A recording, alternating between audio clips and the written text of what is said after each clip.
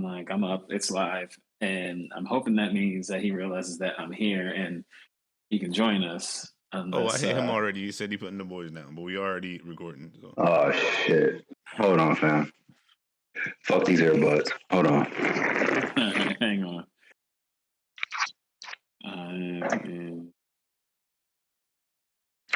Yeah, because he hit me up and was like, "You up?" or "The shot got you knocked." And I'm just sitting here like, "Oh, okay. I'm guessing that he's jumping on." And looks like that's not the case. It's bad a bitch.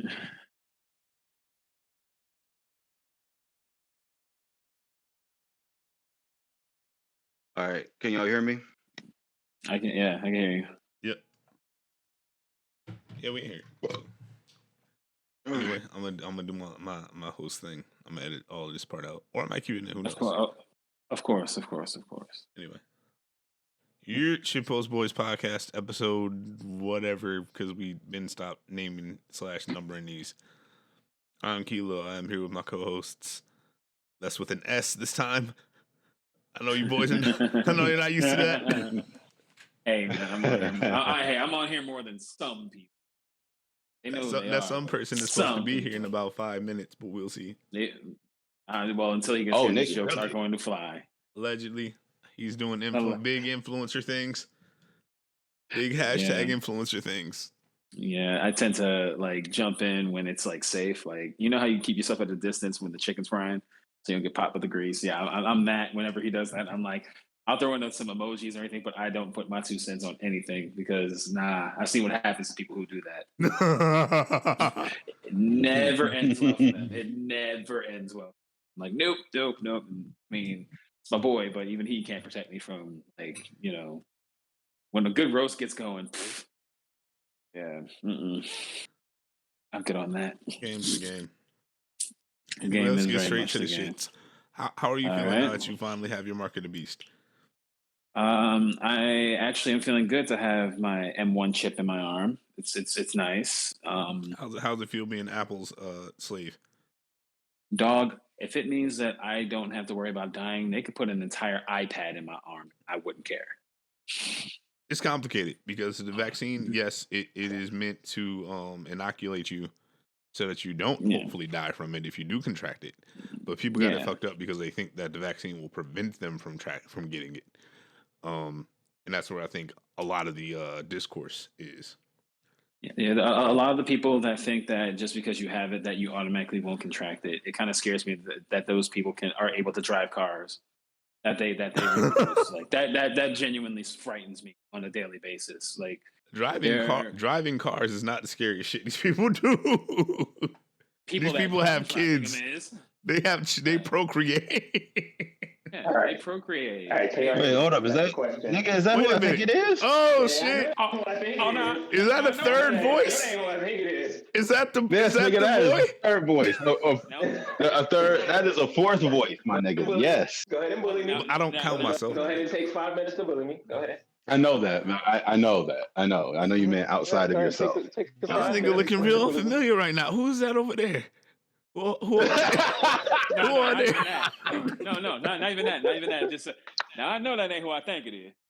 That's precisely who you think it is. Oh shit! That's the advantages of living in Atlanta. You know how to talk like I'm here. It's crazy. I love it. I love it. The dialect is real here. But this nigga never stops reminding us that he's a rich nigga in Atlanta.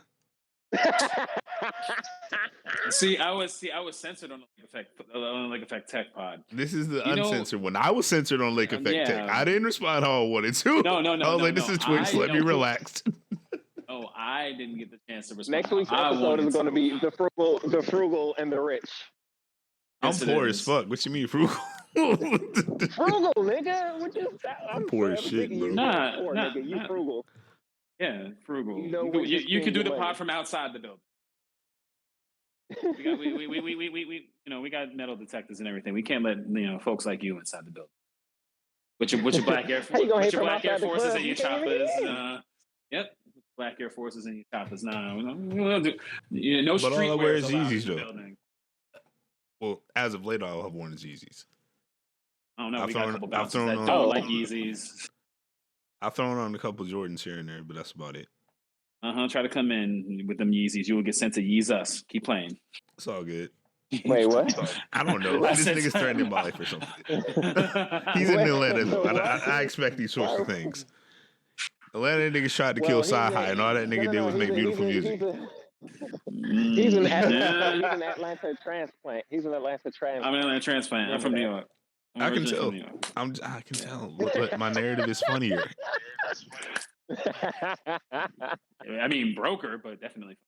Nigga, all y'all niggas shit. drink is Pollen Springs in New York. That's the poorest water I've ever tasted in my life. Oh wait, I know we're not talking about.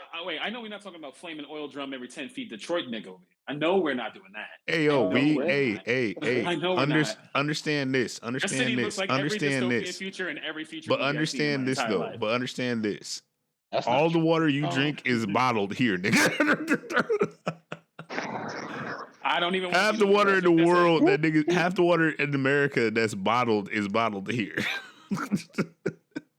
I mean, and you. Flint was a one-off. Flint, you know what happened with Flint? They lost faith. I would say we getting off the rails, but there are no rails here. There are no rails There's here. that. No. There are no rails here, but no, real shit. The reason Flint happened is because they lost faith in the gods.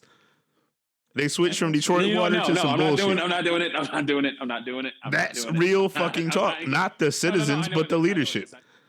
No, absolutely. For people who don't know, Detroit water is some of the best water in the fucking world. And they tried to cheap out and do their own thing with no research. That's what happens when when people in power have no idea what it is they're doing and they're allowed to give broad, sweeping, life-altering orders on things people need for survival. Yeah, which is why that nigga's going straight to fucking jail. I hope. Yeah, I hope he's next. The end result was Jaden Smith having to create his own Brita water filter for y'all. Like that shit was so fucking crazy. That's ridiculous. That shit was so fucking crazy, man. I'll say for us because that shit never made it down here. It didn't. That shit never made it down. Really? Oh damn. I keep because we live. Here's the thing: we're in Detroit, so we're getting Detroit water. Flint is about 200 miles away. Have you ever been to Flint? Yes. Does it look like how it looks in semi-pro? No. No. No. That is all I know about Flint, Michigan. That is like Flint looks a lot like any neighborhood in Detroit that's not. Flint has a downtown, but like it's not as extravagant as ours. Oh, okay. He said it doesn't look like anything. No, I said it looks exactly like any hood in Detroit. No, I know. Yeah. What I'm saying, I'm about to Google where was semi-pro filmed. I'm gonna laugh my ass off when you find out. Los Angeles, of course. Everything got filmed in Los Angeles in that era, and then shit started getting filmed in Detroit and Atlanta. Ironically. And you know, most of your blockbusters in the last decade have very important film locations in Cleveland. And look, nobody gives it. Look. Well, nobody gives a fuck when I try to chime in. Okay, buddy. I didn't mean you. I said nobody gives a shit about Cleveland. Exactly. Buddy. Ever since Machine Gun Kelly dropped the ball, y'all ain't been the same. You mean ever since P. Diddy dropped the ball? Oh shit. Who? Ooh? Y'all blaming New York niggas? Acting like Machine Gun Kelly was supposed to be the one, like Machine Gun Kelly is the one currently today. That's y'all Eminem. Y'all Eminem is a copy of Detroit Eminem, but worse. Don't be too proud of that. What? Machine Gun Kelly got. Did he shoot his 8 Mile yet? Machine Gun Kelly. Did he shoot his 8 Mile yet? That nigga got enough money to shoot his own 8 Mile now. No, let's see what the streets of Cleveland like. You know what? We joke and we laugh, but I bet that there's a nigga like Cheddar Bob in Machine Gun Kelly's clique. I bet there is. I guarantee There's gotta it. be a Machine Gun Kelly. But also. Nah, ain't no Cheddar Bob. This nigga's doing lines of coke, man. Also, jokes aside though, I will give Machine Gun Kelly his roses as a creator, and he's kept like the same niggas around him his whole career.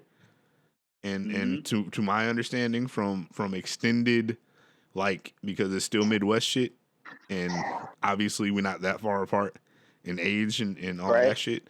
I've heard nothing but positive things about the niggas he keeps around him. So yeah, well, I can't get behind a nigga that got power bombed through a table. Nah, that's not me. Not my. Can't be my. Not my rapper. Not my rapper.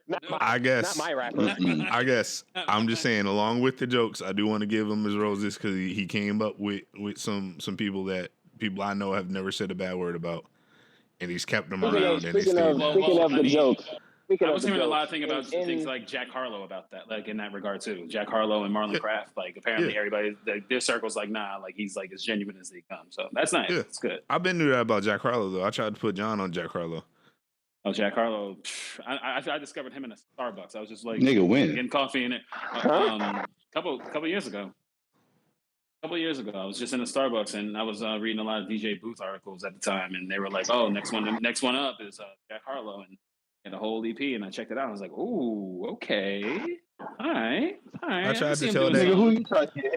I tried to. Who you tried to get hip to Jack Harlow? I did, nigga. I tried to get you to hip to Jack Harlow. Who did you try to get hip to? You and Charnay. I hit you and Charnay like, yo, this nigga is dope. Like, this nigga can really, really rap. I don't recall no shit like that. Of course you don't. Conveniently, of course you don't. I don't recall. Needless to say, when it comes to like injecting new blood about this shit. When it comes to injecting new blood into our normal rotation, is usually me. That's the one branching out. Like, yo, go listen to this. Go listen to this guy. Go listen to this girl. Like, that's a rock album. I told y'all niggas. Yeah. Oh no, like music is everywhere. Like you ain't told me shit. Everywhere. Rhapsody told me something. This nigga in Rhapsody again. Oh. No. Oh, this nigga in Rhapsody. No, you don't understand. This nigga is a Rhapsody stan, and I hate the shit. I don't blame him. Rhapsody's fire. No. Rhapsody's fire. This nigga is a stan. This nigga's about to embellish and gaslight. I'm not about to embellish and gaslight nothing. I just said you're a stan. That's where I was gonna leave it at. Wait, did I just hear gaslight? No, no. That nigga said gaslight. Do you see what I'm dealing with? Do you see this shit I have to deal with? Oh God, we're back at that word again. No, again, Stan. No, that's not it. I love Rhapsody. That's about it. But also, Stan, James, turn your mic up if you can. Oh, wait. While we're turn my mic up. Yeah. While we're on the subject, because people haven't really agreed with. Well, people have agreed with me, but not. This is the second time that Jid has smoked Conway on a track. JID smokes everybody on the track. On the track, yeah. I think it's about time that, because people. It's funny because there are people that are like, yeah, he's fire, but he ain't like Kendrick. And then I'm just sitting here like, okay, well, he's someone you can listen to. You're sitting there like, oh, ain't no more Kendrick albums out, and there's a nigga that is just like Kendrick from Atlanta that is ridiculous. I would say just like. Yo, I've been listening. I'm gonna keep it real with you. Wait, hold up, what? I wouldn't say just like 2 weeks, man. Yeah, I wouldn't say no shit like just like Kendrick. I would say just like him. No. I would say they're comparable. They're very comparable. They have a lot of similarities. He's right. I think he is right. When he's saying if you hounding Kendrick for an album, just go ahead and just listen to some JID. If you haven't listened to JID at all, there's a couple of people in that lane though that I feel like people should get more attention. What's his name? Corday. Other people that were like Corday's like that too. Doc Dutt from Girth Gang, who I think I'm waiting for him to branch away from them. Earth Gang, nigga. You said I heard Girth Gang. No. Wait a minute. Hold on. I'm sorry. Before we go any further. What? I'm sorry. No, I'm sorry. He heard either. That shit is wild, son. I'm gonna play back the tape. And if I heard it wrong, I'm sorry. But if you said it wrong, nigga. No. I said Earth Look, Gang. if I heard it wrong, I'm gonna apologize publicly. But if I didn't. But if I didn't, if I listened to the playback and you said Girth Gang, nigga. Okay. Broke gangs can, I mean, hey, it is what it is. Broke niggas can't understand a silver tongue. It'd be like that. Like that. I was gonna blame it on the Moderna. I was gonna blame it on the second shot. Right? You know what I'm saying? The second shot's making them slur his speech. And this nigga already calling me broke again. Like that's gonna do something to me. Nigga, I ain't say I'm broke.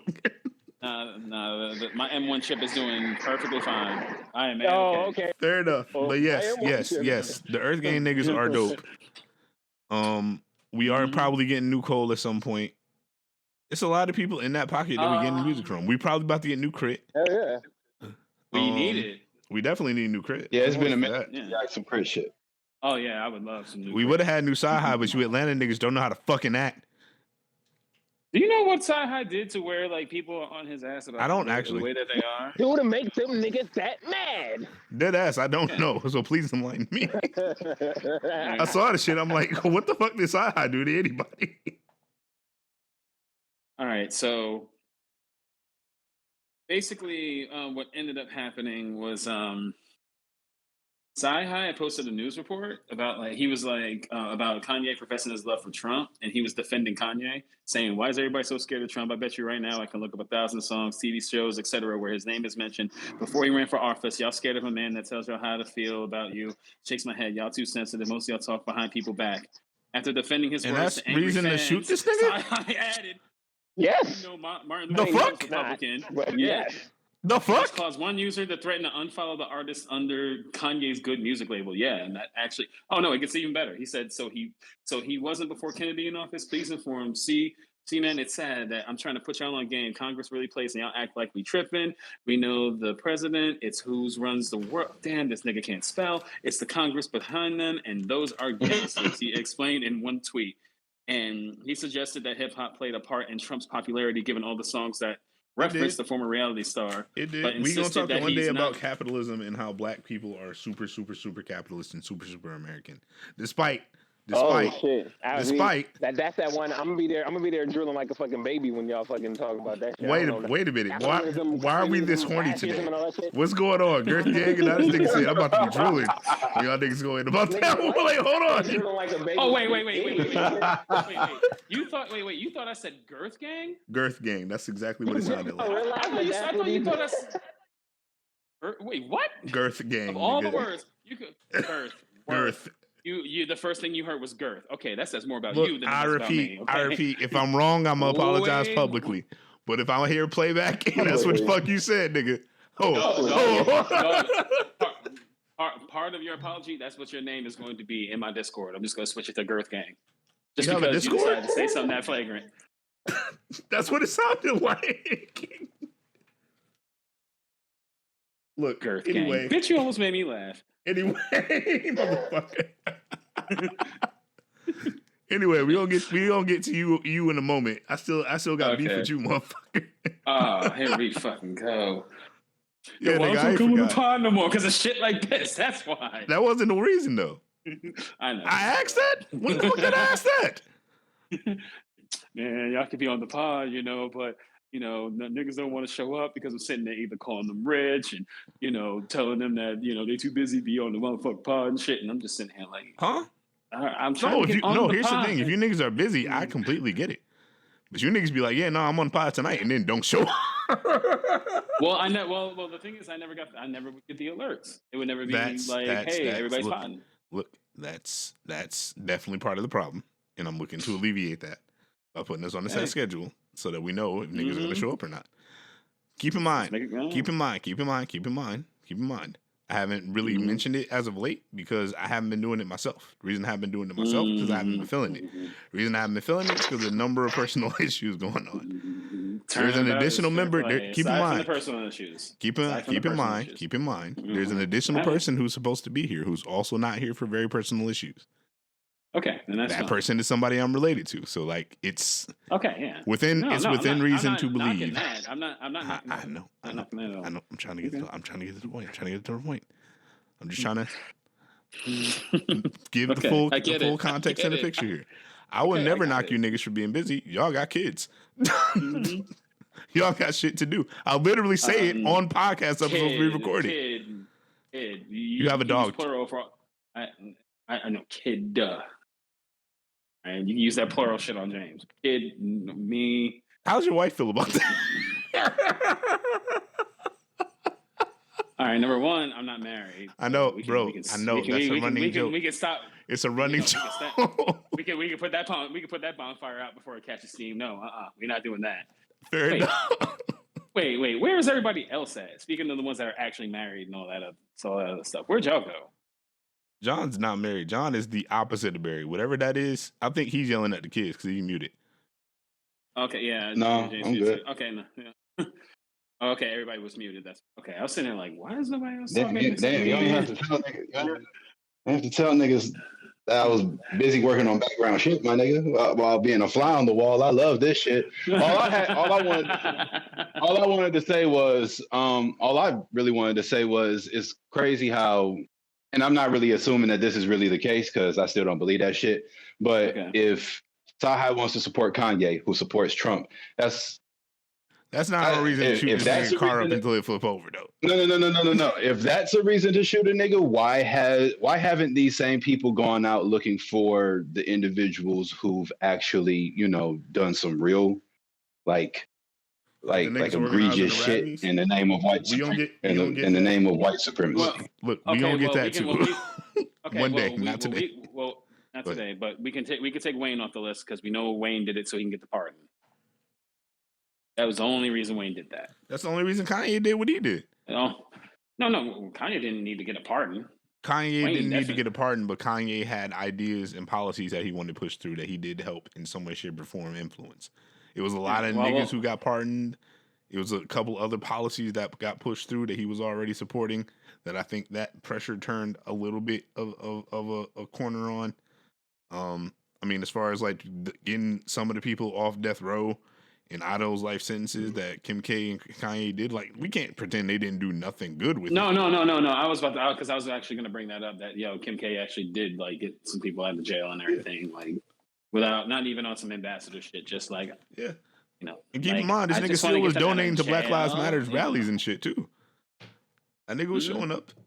Not to all of them, but he showed up to a few. So I'm a little wary about the whole donation to Black Lives Matter thing because I'm not a big fan of them not coming forth with what they've been doing with the money that they have. Let me rephrase. I'm getting a little worried about that. I agree. Let me rephrase that. Specifically, he was bailing people out. He was helping the movement, not the organization. And that's where I think a lot of the context gets lost in the conversations around that. I have never supported the organization. I've supported the movement, but never the organization. But I mean, you got to remember, this is a lot of this ends up getting gaslit on Twitter. Where you say gaslight? Somebody say gaslight? Yeah, I did. Where that's all good. A great deal of these conversations are reactionary more than anyone actually processing things and then formulating their opinion. Let alone finding the facts. Yeah, like I've seen people jump into tweets in the middle of the conversation, not have any of the previous context, say something incredibly stupid, and get violently escorted out of the paint. Like that's how, and that's how most people, like, when they react to something, that's how it is. Everything is reactionary. It's an instantaneous, just, oh my God, they said this, da, da, da, da, da. And then, you got to fire off your anywhere between 140 and 280 characters to convey your opinion. And it's an opinion that you feel is actually going to hit, but you don't have the previous 30 tweets that have the context that actually, like, don't make you look like an idiot. Oh yeah, niggas do not care about context. It's been proven time and time again that context is the last thing. This is where that jokes greater than facts bullshit backfires in some of these Twitter dudes' faces, the Twitter chicks' faces, because they want to jump in and be funny and everything, and then everybody's just like, "Yo, you sound stupid. Shut up, man. Really, shut up." And I'm always for that. Yeah, I mean, I'm always for that too. I'm always for people that, and then profile, the tweets get protected, tweets get deleted. Tweets not loading right now is usually the end result. Always. Usually. Yeah. A lot of these first grade language arts. That's the thing that we need to understand. This is true. I'm not denying it at all. This is true. It's ridiculously true. Like, I remember somebody responded to just emojis. What? When the teacher was trying to go over context clues and shit, you niggas weren't paying attention. 9 times out of 10, no. I mean, awful lot of them. Yeah, but I mean, just But it's always spicier to come in uninformed than it is to come in with like a sensible, objective. Oh yeah, no, Twitter would be boring as hell if people didn't do that. Twitter would be boring as shit. I wouldn't have a Twitter if people didn't do that. Like just jump in and da da da da da da da da and everybody. I'm like, bro, what what the fuck is you talking about? Pretty much it. That clip from Boondocks. What the fuck is you talking? What the fuck was that? That and people constantly trying to rewrite words are probably my two biggest pet peeves with that app. Or redefine words. They say things. Go ahead. Mm-hmm. Oh, I was gonna say you should have been there when Shorty was reciting "I'm Different" by 2 Chainz, and you know how he says pull up with my ceiling missing. Yeah. She put pull up with my ceiling missing. She thought it was just all one word. What the fuck is a ceiling missing? Thank you. I remember that. Here this nigga is. Oh, here you are. No, I was switching from my phone to my laptop. Oh, we can tell there was a difference in yeah, vocal I was about to say inflection. that sound quality. Okay. All right. No, but like she said that, and it was just like this girl don't know what she said, or bone apple tea, things like that. No, I'm here for when. No, I'm not kidding. Actually, I'm in the camp of situations like that are just trolls. Like that's my hard line stance on those particular incidents. That's what your girl ATH has been saying for almost a decade when she said a stack a month is $24K a year. Oh no, she fucked up. That was that was before like it was a meta. Like that probably started the meta of just saying things that were clearly mathematically incorrect.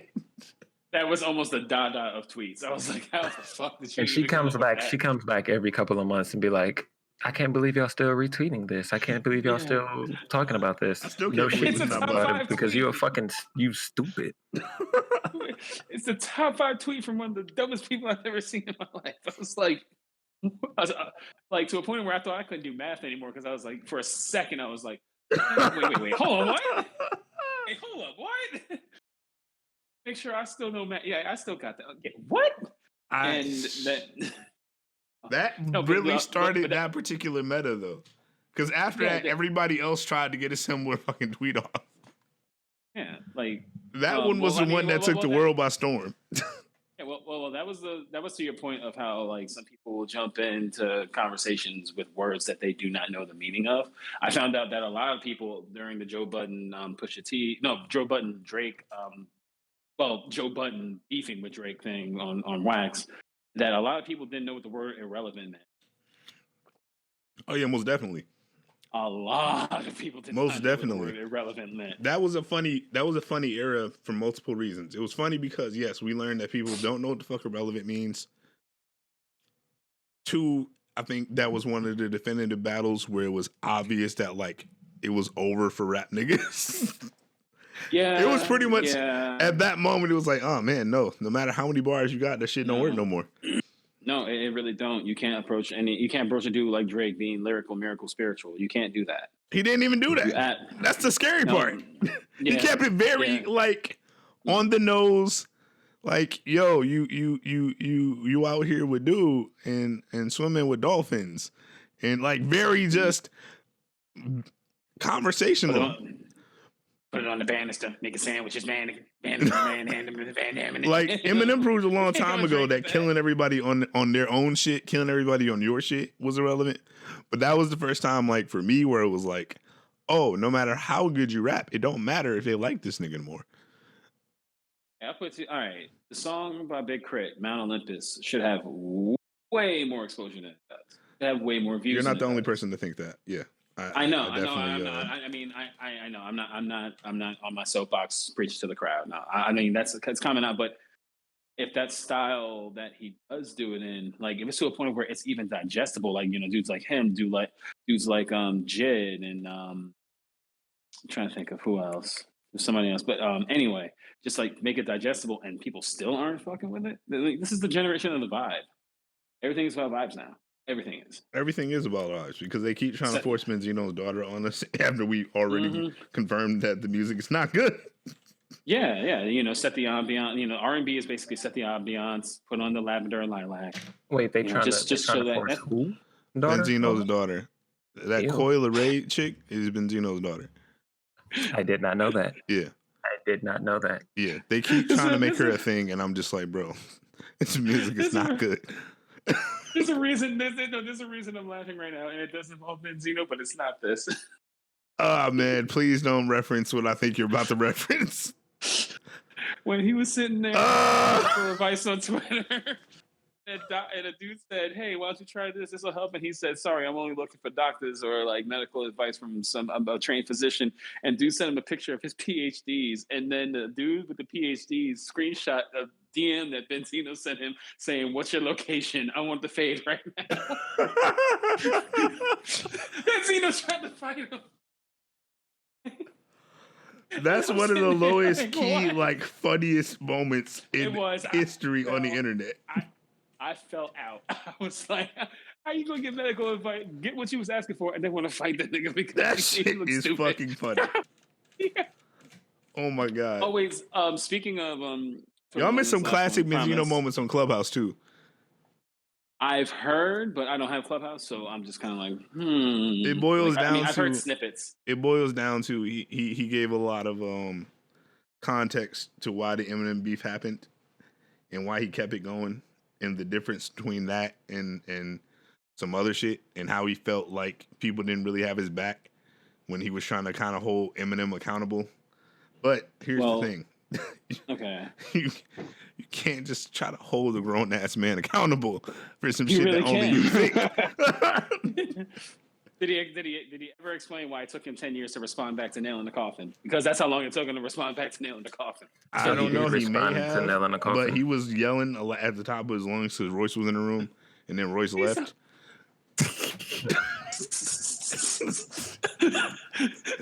Which made me afraid because I'm like, oh shit, this nigga about to get the rocket launcher. Yes. Both of them. That nigga quietly left the room. I'm like, oh shit, he about to do something crazy.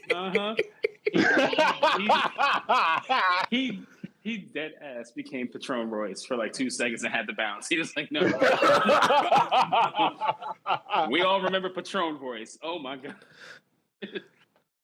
Don't have rocket launcher. Everybody else in the room, like, it kind of sucked the air out of the room too, because everybody else was like, wait, did Royce just leave?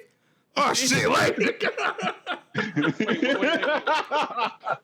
Crook was in there too, quiet as motherfucker. Crook and I was in that bitch quiet as a motherfucker too, like, ah, fuck.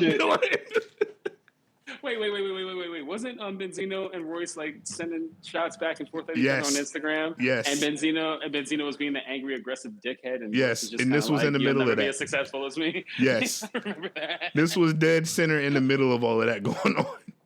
So I was like, oh shit, this nigga just snapped. Like, oh fuck. What if he ended it because it was a Crooked Eye's room? And then it was just kind of like he saw Benzino. He heard Benzino. Was like, nope, just bounce. They got into it for all the 0.3 seconds, and then Royce just quietly left the room while Benzino was still yelling. This is making me want to download Clubhouse so bad just so I can witness this. Bro, that shit is hilarious. Clubhouse scares me. That's because you got to be accountable on Clubhouse. You can't just be influencer James on Clubhouse.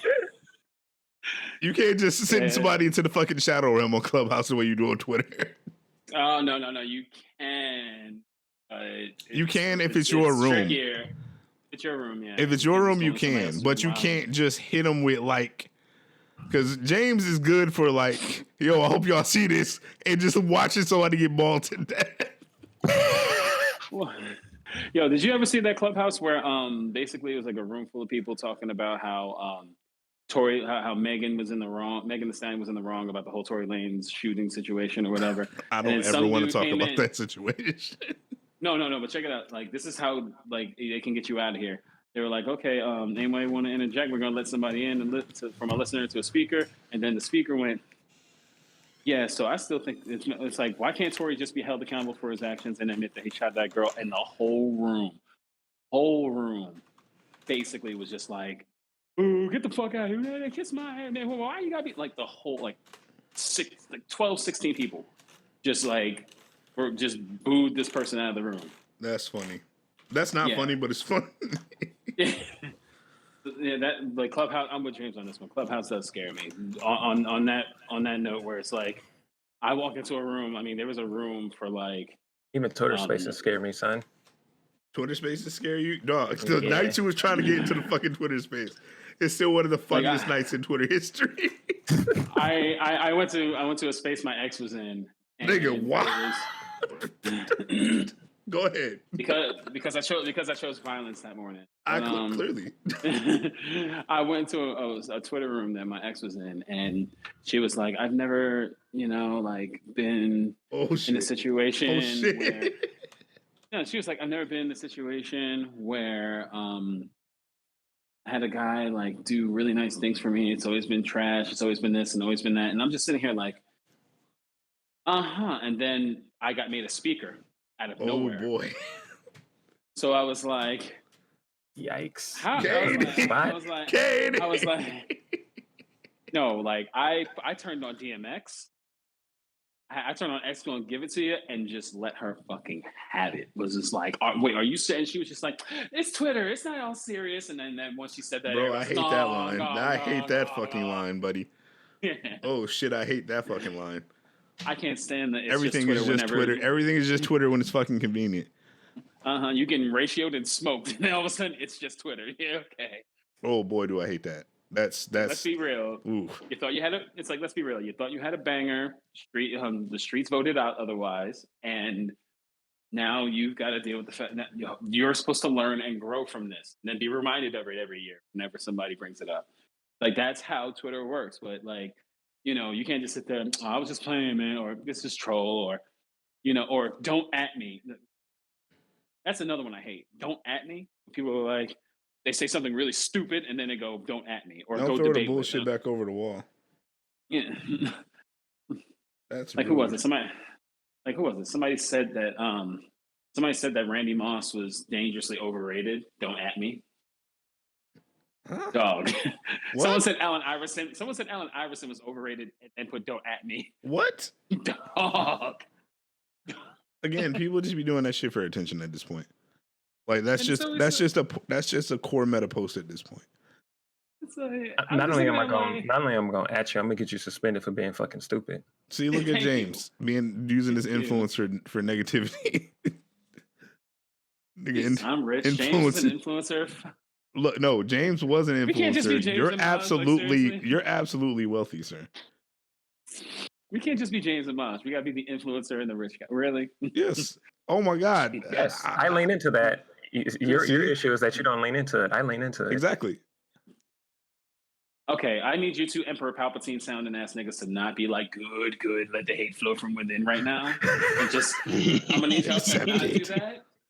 Bask in it. Not do that. No. Allow it to overtake you, my son. No. Excellent. No. No. I'm gonna have Twitter honeys talking about some fly me to Dubai. Fuck. But Mosh, no. jokes aside though. Right. You do realize that even the way that you speaks of someone who comes from a certain level of social affluence. The social, maybe, in terms of my environment, anything but. Yeah, but it's America, so social is automatically tied to capital. I mean, social is, sad facts. Sad fucking facts. Yeah, okay. Yeah, I suppose. But, I mean, everybody, they hear me talk. They, they see what I say. Have they heard you rap? And everything else. No, because, that's still coming. That's still coming. That's still on the menu. I know. But no, it's like because I'm proud of like what I've earned through how hard I had to bust my ass in order to get what I have. Don't get it fucked up. I respect it, nigga. Yeah, but I don't. But if I show off something, I'm not sitting there like, yo, check out my new car, check out my new house. I'm just sitting here like, got a new iPhone, yeah. Like I'm like that's it. That's as far as it goes. Like it's usually just tech. I don't show off like the other super crazy stuff because it's like, what's the point? I ain't gonna brag. I got it for me. It's some other shit in here, but I ain't gonna brag. It's a part of your programming. See, a young poor nigga like me can pick up on these things.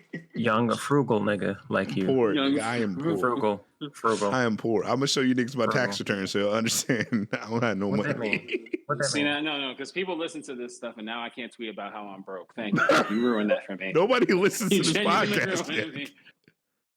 That's the People are whole gonna go reason I back on haven't put no episodes when episodes it's all out. out. We recorded, we had episodes in the tuck. I ain't put them out yet because I'm trying to find distribution. It's complicated. All this shit gonna be older by the time that we actually do put this shit out. Ain't that about a It's bitch? not gonna be Yeah. that. Look, it's not gonna be that far gone. By the time we put this out, the next episode, one of us is going to be like, "This is sponsored by Raid Shadow Legends." Watch. I'm trying to get there. Real talk. I'm trying to make that happen. But in the meantime, our sponsor now and forever will be Shut the Fuck Up. Shut the fuck up. Our number one sponsor since episode 1. Reminding you niggas that it is absolutely still 100% duty free, tax free, capital free. You don't need nothing. We will bring it to you. We will pay you to take some. No, dog. You can actually get tax credits for it on the return. Like you actually get more. Ooh, rich nigga talk. Yep. Tax credit. No, I'm leaning into it now. No, I'm leaning into it now. I want it. I want people to live in their truth. Embrace it. No, I'm just gonna sit there. Like I saw a tweet that somebody said, stop fucking chicks who microwave is on the counter, and I felt that on a personal level. I just got my microwave off the counter, but that was a matter of practicality.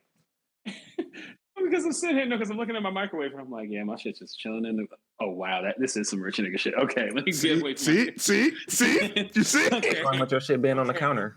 What's wrong with your shit being on the counter? Your shit didn't on the counter either. I'm just telling you. No, I felt. I don't even got a microwave, my nigga. Exactly. Okay, so you're null and void from all of this. Look. Not even counting him. Sasha has popped enough shit for me to know. I don't know, but I know. Oh no! I know, but I'm not saying it. I don't know, but I know. I know it. what I have seen, and I know what I believe and what I don't believe. The whole story of James getting the 1+9 Pro is, baby, you can have whatever you like. Oh my god.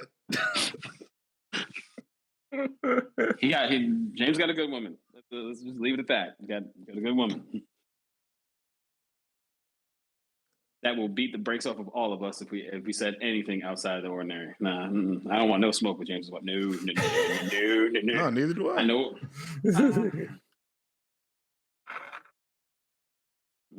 Absolutely not. But do we have another subject we were going to talk about? Because I could swear the last time we all got together, there was a subject we were going to speak on, and I was hoping one of you remembered what it was. Dog. I wish I did. I wish I'd remembered. I want to tell you. God damn it. It'd be like that. It's hard out here. No, because I swear one of us was. Let's go give me a 211 right now. Oh Jesus! No, you're not. That's Stay absolute ass poverty. That's death in a can. Are you trying to get cake on oil off your engine or something? That's the only thing that it's good for. Yikes! My man said 211. I'm like, he about to take a sip and be like, unleaded. Fire my lawnmower with that. Literally. Oh my god. But no, I actually don't. We were supposed to get into something. I don't quite remember what it was. Oh no, 211's a good enough subject. I mean, there are two things you're supposed to stop getting when you're 16. Drinking in college is some wild shit because you'll drink some absolute bullshit because it's available. Four Loko, the original Four Loko. I be forgetting how niggas was dying for months before they was like, all right, let's pull the plug. I remember because I was living in New York at the time, and like these what part of New York? Italian. At the time, I was in Brooklyn. What part of Brooklyn? Like that's what you gotta ask. What are y'all, some cops? Jesus! I feel like I'm on the block right now. Where are you from? Brooklyn. You know, what neighborhood? Flatbush. Oh, okay. What block you staying on? Wait, hold on, nigga. Where your grandma stay? Oh my nigga. Wait for when y'all like, nigga, where your mom at, nigga? You know, like, chill, relax. Mama. Where your mom at? That's some sick shit. That's some sick shit. That particular meme is ruined forever. Dog. Somebody said when August Alsina shows up and Jaden answers the door and they that shit went down. Yo. No, but Jaden not saying anything. I don't know if I can respect him for not saying anything or if I respect him for not saying anything. He went and got that 20. He got a $20 million bag from Victoria's Secret and kept it moving. He was just like that. And we don't. Ain't no red table where I live at. No, man, none of that. Man, look, I'd have invited him over and then fucking pedigreed this nigga through that red table, talking about my mom's like that. I'd have yelled out Devon, and somebody would have. Red table just would have appeared out of nowhere. 3D right through that bitch. 3D right through that hoe. If you the homie and you start fucking my mom and then you start talking reckless about it later on, dog, you earned this. Congratulations. You play stupid games, win super prizes. Yo, okay, but back to the original point. When I was in Brooklyn, like all these Italian kids were just dropping dead because they were knocking back a bunch of Four Loko and like who would have thought alcohol and caffeine at that high of a level would be a bad idea? That's the worst part. They was jamming them bitches like 211s. Yeah. Kids were dropping. Which you should also never you should never do that.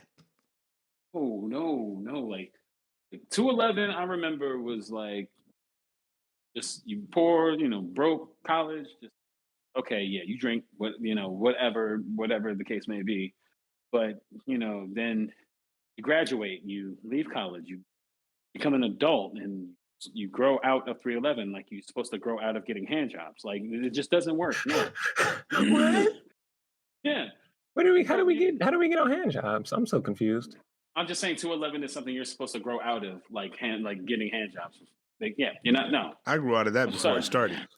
Yeah. Immediately, I was like, this is not the way. So we're not about to do that. To be honest. Oh, I was about to say, James, is this something you want to share with the rest of the class? Please don't. Wait, what just happened? I said, James, is this something you want to share with the rest of the class? Please don't. I didn't even say nothing. What? Oh, because you were like, well, actually. No, I said to be honest. To be honest. And I feel like you were about to drop something incredibly knowledgeable. So please. Oh no, I was just agreeing with Kilo about growing out of it before I even started it. Yeah. You want a hand job? Really? Girl bounce. But anyway, Four Loko, that was happening. St. Ides had like a slushie that people behind the counters thought was just ice cream, and 8-year-old kids were buying it, and they were dropping that. Yeah, it was wild during that time. Jesus. Worst of all you niggas had was Palm Spring. How the hell did we get back on Palm Spring, bro? I don't know, but he said New York. He mentioned the store. They were selling some bullshit out the store. And then he cracked the joke about Pollen Spring, about how that's all we drink. And then I was gonna make a joke about, I tell you to go build a car, but y'all can't do that anymore. So, yikes. Bro, nobody. If you're still buying an American car in 2021, you got it fucked up to begin with. I hate to break your heart. You know what Detroit is good for now? You know what Detroit is good for now? Bad home loans, nigga. That's what we good for now. Bad home loans. Said he was gonna go to Detroit and buy a house for $1. Literally, who said that? Literally. Gilbert. Fucking Gilbert. Dan Gilbert went from Cleveland and said, that one looks a little bit more. That one looks a little better than this one. Let me go fuck that one up. Oh, Dan Gilbert did do that. Oh, that was dirty. That was so dirty. That nigga looked across Lake Erie and was like, it's mine. Wait, Lake Erie. Wasn't Lake Erie? Ain't that the lake that caught fire because it was so polluted? Yes. Oh, Jesus. Yes. That's where all the industrial waste from Detroit goes to pool and collect around in Cleveland. I was asking a question because I remember hearing about that and being like, a body of water caught fire. Yo, that's crazy. And then somebody was like, no, that really happened. I was like, that's our gift to Ohio. That's our gift to Ohio, a burning lake. Do you know how great, like, technically you could fill up a jug, like a milk jug, put it in your tank and probably run it. if it can catch fire. Probably. Whole lake. It's a big ass lake too. And that's why I try so hard as far as like recycling and shit. And I do want to actually transition dead ass into recycling. Please buy bulk foods. Please buy shit where you can use your own container. The waste, the amounts of waste that we do as a community, as an entire collective of humanity, is fucking embarrassing. Facts. Oh yeah, like Costco. Like I mainly shop at like like Costco and just stores along those lines where it's like, yeah, everything. Cardboard's right there. Load up. And you buy Louis in bulk too. I'm getting really. I just asked a question. Don't make me buy the. I almost didn't catch that shit. Holy shit! Keep playing with me. Keep playing with me. Fuck around. Buy the bank that owns where you live and foreclose your shit. Keep playing with me. I don't even know where that bank. I don't even know where that bank is. Keep playing with me. I ain't gonna hold you up. It's more than likely owned by Dan Gilbert, so there's that. No, I know it's not because we started the process in another state. Because I just can't make it. Oh shit. Anyway, as you were saying, you go to Costco, you get Louis in bulk. Yeah. I get Louis in bulk. And then I make sure that I get iPads for the poor and make sure they go to Detroit and have your happy ass standing outside like, ooh, yeah. I make sure that That's happens. True, because I do need a new iPad. We were talking about that earlier on the other pod. Mm-hmm.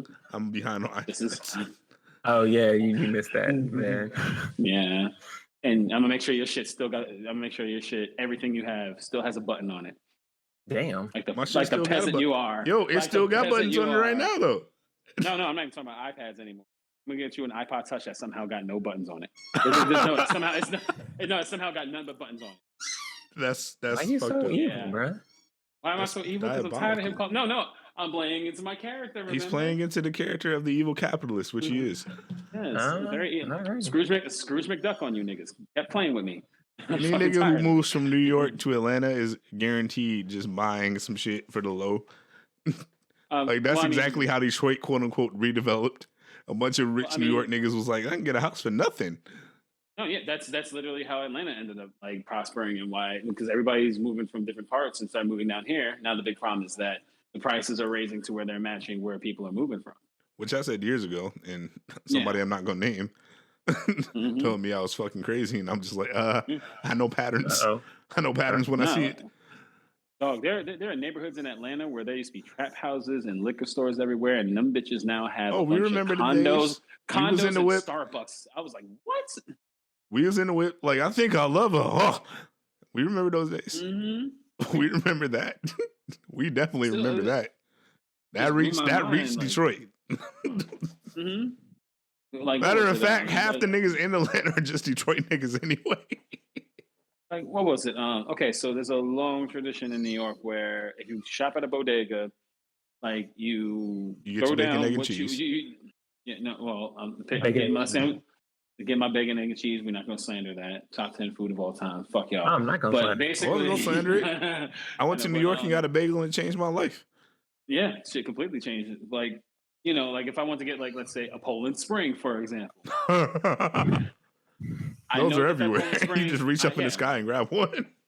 I know I can grab one and put my money on the counter. And when I put my money on the counter as I'm walking off and they turn, I'm holding up what I have in my hand and I can walk out. That's just a New York tradition. You actually, like, people, that's how we grew up doing it. It'd be like, 99-cent bag of chips, or $1.25 down, hold it up, walk out. There was a line at the bodega. These people standing in line like they're at Walmart. And my brother was like, yeah, I walked up to the counter, went boom, held it up. And some dude literally jumped out of the line, stopped me, and was like, what are you doing? You need to get in line like everybody else. And he was just like, where are you from? And he was like, what do you mean? He's like, where are you originally from? He's like, Florida. Okay, don't tell me how the fuck to live like a New Yorker, all right? You ain't been here long enough to tell me. Where your grandma stay, huh, man? Yeah, might as well. That's what happens. Like, you had. Yo, son, get this nigga sneakers. Yeah, No, that's right. No. Now I remember. Like he was like, I'll be damned if I was going to let a nigga in a short sleeve button up Wrangler jeans and socks with sandals on tell me how I'm supposed to pay for shit. Oh, Jason, that's the thing. I brought it back because there's only 3 degrees of separation for Wu-Tang. You're supposed to tell us the Wu-Tang stories.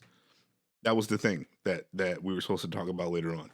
Oh, right. But do we remember which Wu-Tang story and reference? Oh, okay, I do remember. First time I ever met Wu-Tang.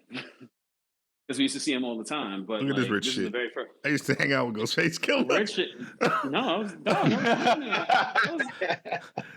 he let me hold the eagle. No, they call it the slum Nigga, now no. for a reason. And that's where they would chill, and that's where some of them were still living. Like you see them all the time in the hood. I get it. Yeah, you don't see niggas in the hood in Detroit because if you see them, they're not gonna be long for this world. Yeah, like when that's Capadonna, not funny, but that's so fucking real. It's not fun. Yeah, it's not funny at all. Jesus Christ. No, but like Wu-Tang, basically, it was they drove around in a black and red 18 van. Not kidding at all. Drove around in a black and 18 van, like they were doing Scooby-Doo adventures. Like would pull up to a bodega, get a bunch of stuff, get a bunch of Dutches, get a bunch of stuff for weed, and just all pile in and drive off.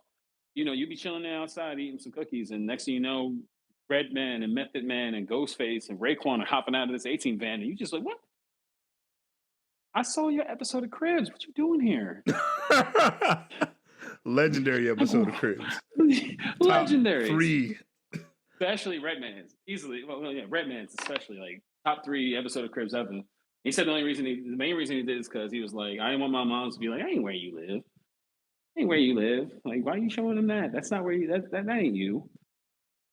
And I was like, damn. I don't know if I would have like been like, yeah, inspired me, or if I would have took that personally. Like, I can't even front. Jesus Christ. Every other rapper get the floss, but not me. That shit crazy. That shit is crazy. These niggas make a toilet bowl punch on the internet, and I'm just anyway. Has anyone noticed that influx of pictures online of just like dudes chilling in their jail cell posing? Like just in the prison jump or just don't. I don't prison think it's niggas got whole ass TikToks. Prison niggas got whole ass TikToks, yes. dog. I don't think it's an influx. I just think it's a matter of like policies getting lax on them having smartphones and shit. Or at least like the CEOs are like, okay, niggas really want smartphones, so they're getting a whole bunch of them bitches in. Like, hell yeah. The CEOs definitely smuggling them in for them. Yeah, Gotta be. I mean, but how they getting these 7.2 inch screens up in the fucking prisons? Nah, what's going on? Shit somehow though. If Oz and Wentworth showed me anything, it's that if you pay the right guard, they'll bring you one. Yeah. They'll be like, all right, look, man, I know you wanted a Note 20 Ultra. That ain't happening. So here's this Alcatel. It's from straight, it's not even straight talk. No, you got to buy minutes on this. People making whole ass rap albums in prison on smartphones right now. Yeah, and able to release and distribute them shits and make money off them shits right now. That's a beautiful thing. Yeah, well, I mean, unless you take K. Yeah, I feel like we didn't need to take it there. I know we didn't need to take it there, but like, Speaking of niggas rapping, hey Mosh, how you doing? Speaking of niggas rapping. I don't know what the fuck you talking about. No, sir. No, sir. No, buddy. I've let you slide long enough. I'm Barless. What? This nigga be rapping. This nigga be rapping. It's another nigga in this podcast who be rapping. It's another nigga who's retired from rapping for the most part. Maj, you be dropping rhymes? Nah. I heard this nigga spit the other day.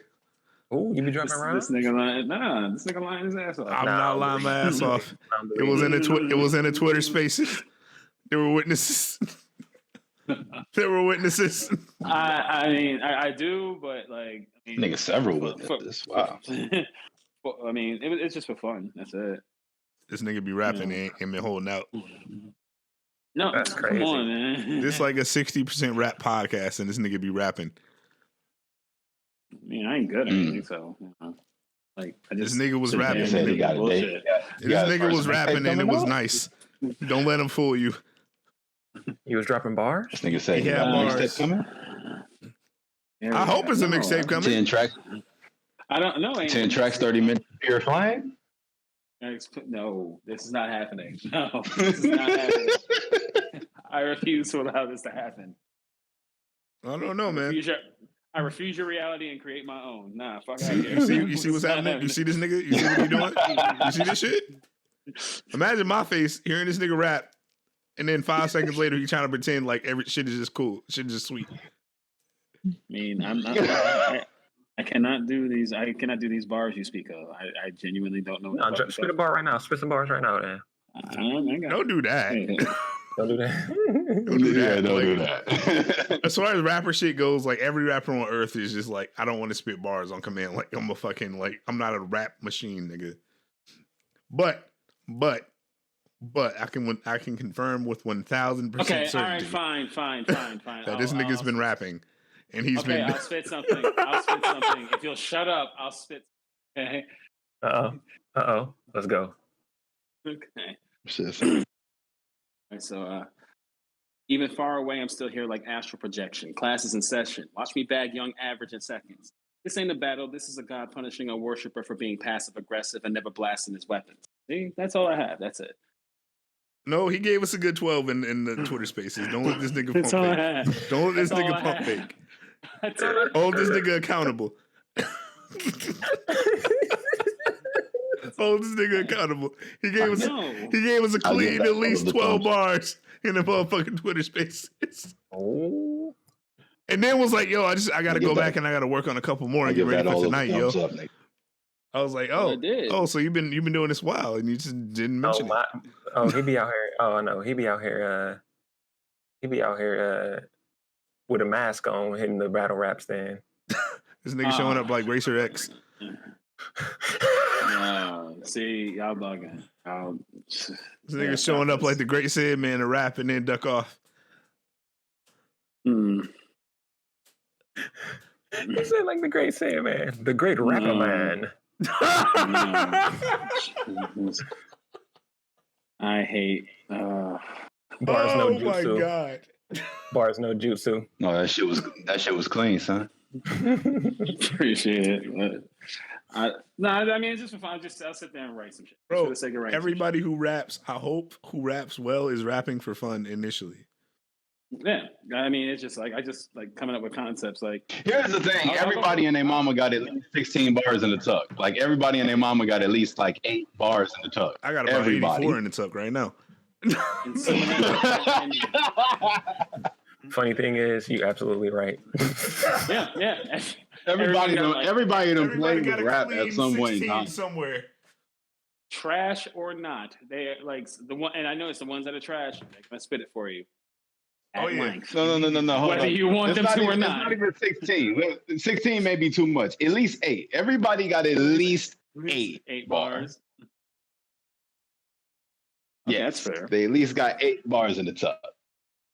16 might be pushing it. 8. Everybody and their mama done played with rap at some point in time. Everybody and their mama got like 8 bars. Somebody remembers some shit that they said like 12 years ago that had the whole fucking playpen go crazy, my nigga. And, he's in the playpen. And they still remember that shit. They'll still spit that shit today. To this day. To this day. To this day. To this day. I felt that shit though. I felt that shit in my heart.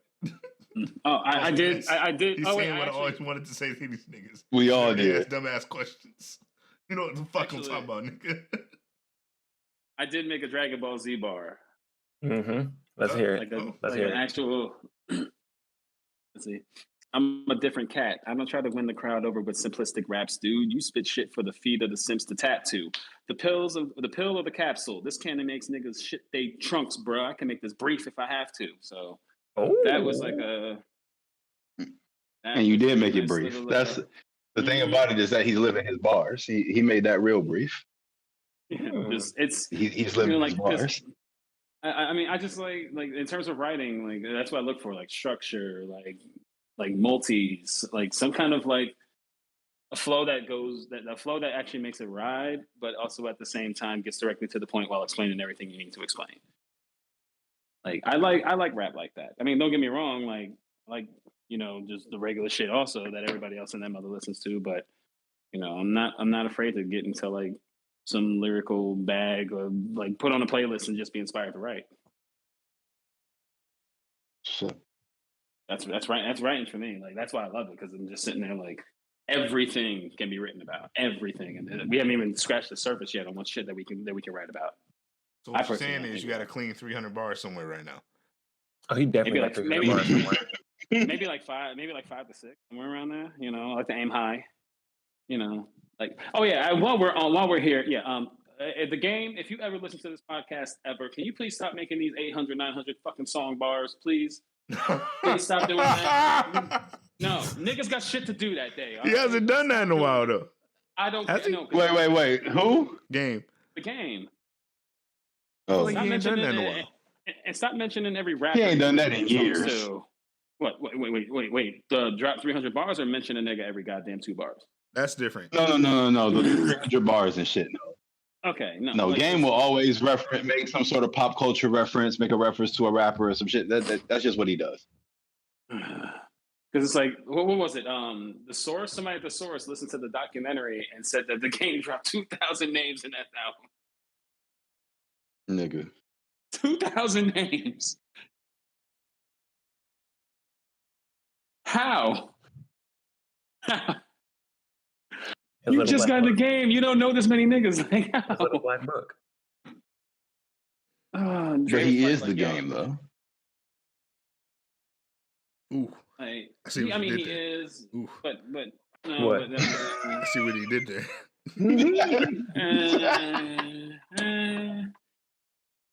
I can't. I just can never really get behind him that much. I mean, he's not. I mean, he's nice.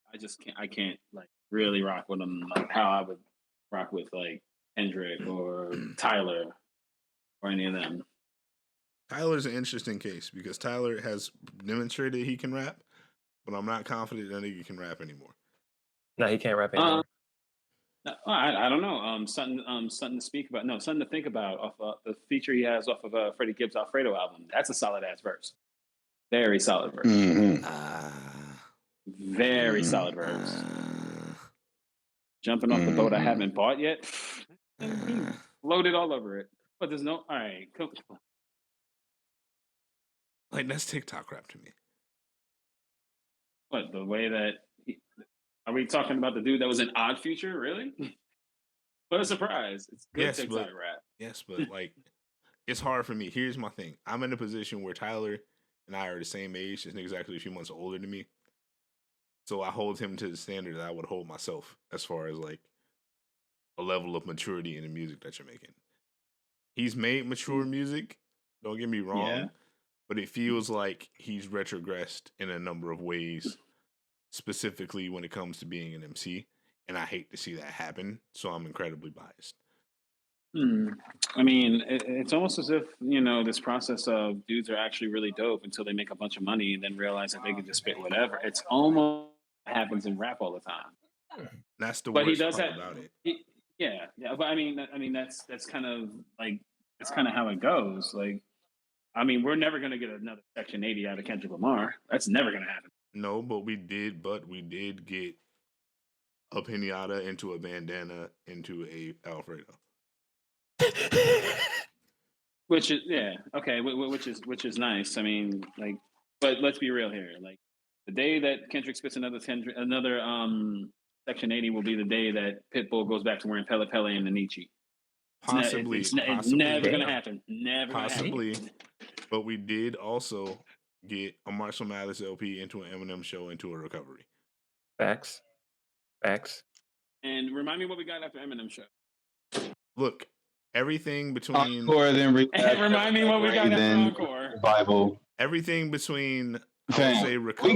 We got music to be murdered by, my nigga. Yeah, we got music to be murdered by. Is actually extremely hard.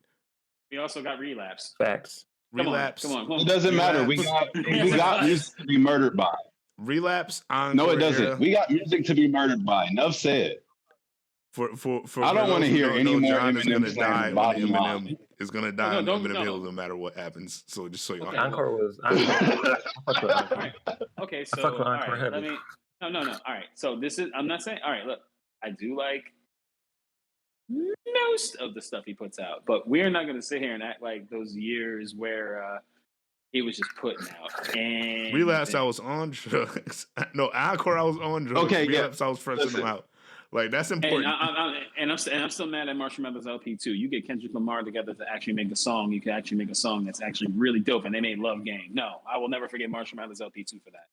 That's fair. He blew it. No, that's fair. That's completely fair. He still owes us a serious Kendrick song for sure. I agree. Don't ever make me think that that's don't let me lead you to think that I don't hold him accountable for some career missteps.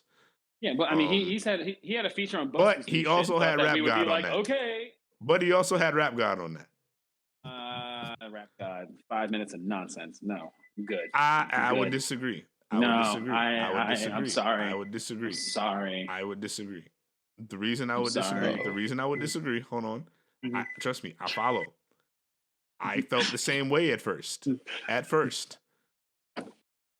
But when you really break down and study all of that, and you realize all of that is a freestyle and all of that is stream of consciousness, as far as rap performances at his late stage in the game, as far as doing that and rapping at that level with that many entendres on top of the flow switches, is good as a performance in rap, but not great as a song unless you're me. Okay, so there's a meme that says it just shows what it's like three bubbles that show someone saying something to somebody, and it says, "I ain't reading all that though. I'm happy for you," or "I'm sorry that happened." That's how I feel whenever I listen to Rap God. Damn. That's how I feel when I listen to Rap God. This would probably make more sense had I seen that meme. I'll put it in oh damn, you ain't seen that meme? Damn. Y'all know I don't be paying attention to shit on the internet. But I can't like that song. I just nigga, I'm struggling okay, right well, now let to me find ask you some this. shit. Let me ask you this. How do you feel about for us Mural? to talk about. How do I feel about what? Mural. Don't get me started on Mural. Do not get me started on Mural. Oh boy. I just want to hear perspectives. I'm gonna let somebody else take the mic on this because I'm already in enough trouble. What do you mean you in enough trouble? Nigga, Lupe left Earth. Hold on. What do you mean? Hold on. Oh God, what's happening? Oh no! You don't want to get in trouble. No. I genuinely thought this that nigga has finger on these influencer buttons. and I didn't. No, exactly. He got his hand on the nuke, and I bitched up, and I was not. I said he put his hand on the nuke, and I bitched up. I was like, nope. Oh shit. Problems you say, excuse me. Problems I do not want. Problems I do not want. No problems. None. Oh shit! What are you typing? What are you typing? I'm not even typing anything, nigga. That's my controller. What? I was moving my controller. Relax. Look, the timing was a lot. You said what about Mural? I'm just like, wait, he turned into Patron Royce for half a second? yeah, I did. Yeah. You said, what did you say? What did you say, nigga? What did you say? Holy shit! Honestly, but I'm trying because it's a good Lupe track. I like King Nas, honestly. Yep. It's like I'm gonna leave this alone before we go down the dark road. Yeah. Wait. No one like King Nas. I love that. I love that entire record. Okay. Like Droga's Wave, I love that entire record. I play that shit weekly. Mm-hmm. Yes. But before we go any further down the dark road on Mural, I'm gonna just change the subject. Please do. So about the Switch Pro Lite, the Switch Pro. Y'all heard about the Switch Pro? This dude. Y'all niggas heard about the Switch Pro? I heard it's gonna be 4K. Man, that Switch Pro don't exist. Nigga. No, allegedly LG making the panels. They killed their phone division so that Nintendo could run. That actually makes a lot more sense. It genuinely does, because I mean, if they're still gonna, I mean, because LG is not gonna go out of business. You know, they still got TVs and they still have like washing machines and the usual stuff that they make. But them lending their panels, nigga, I'm the man of the LG, nigga. I can tell you for sure from a first-hand account, LG is not going any fucking where. No, they're not. They're not going anywhere.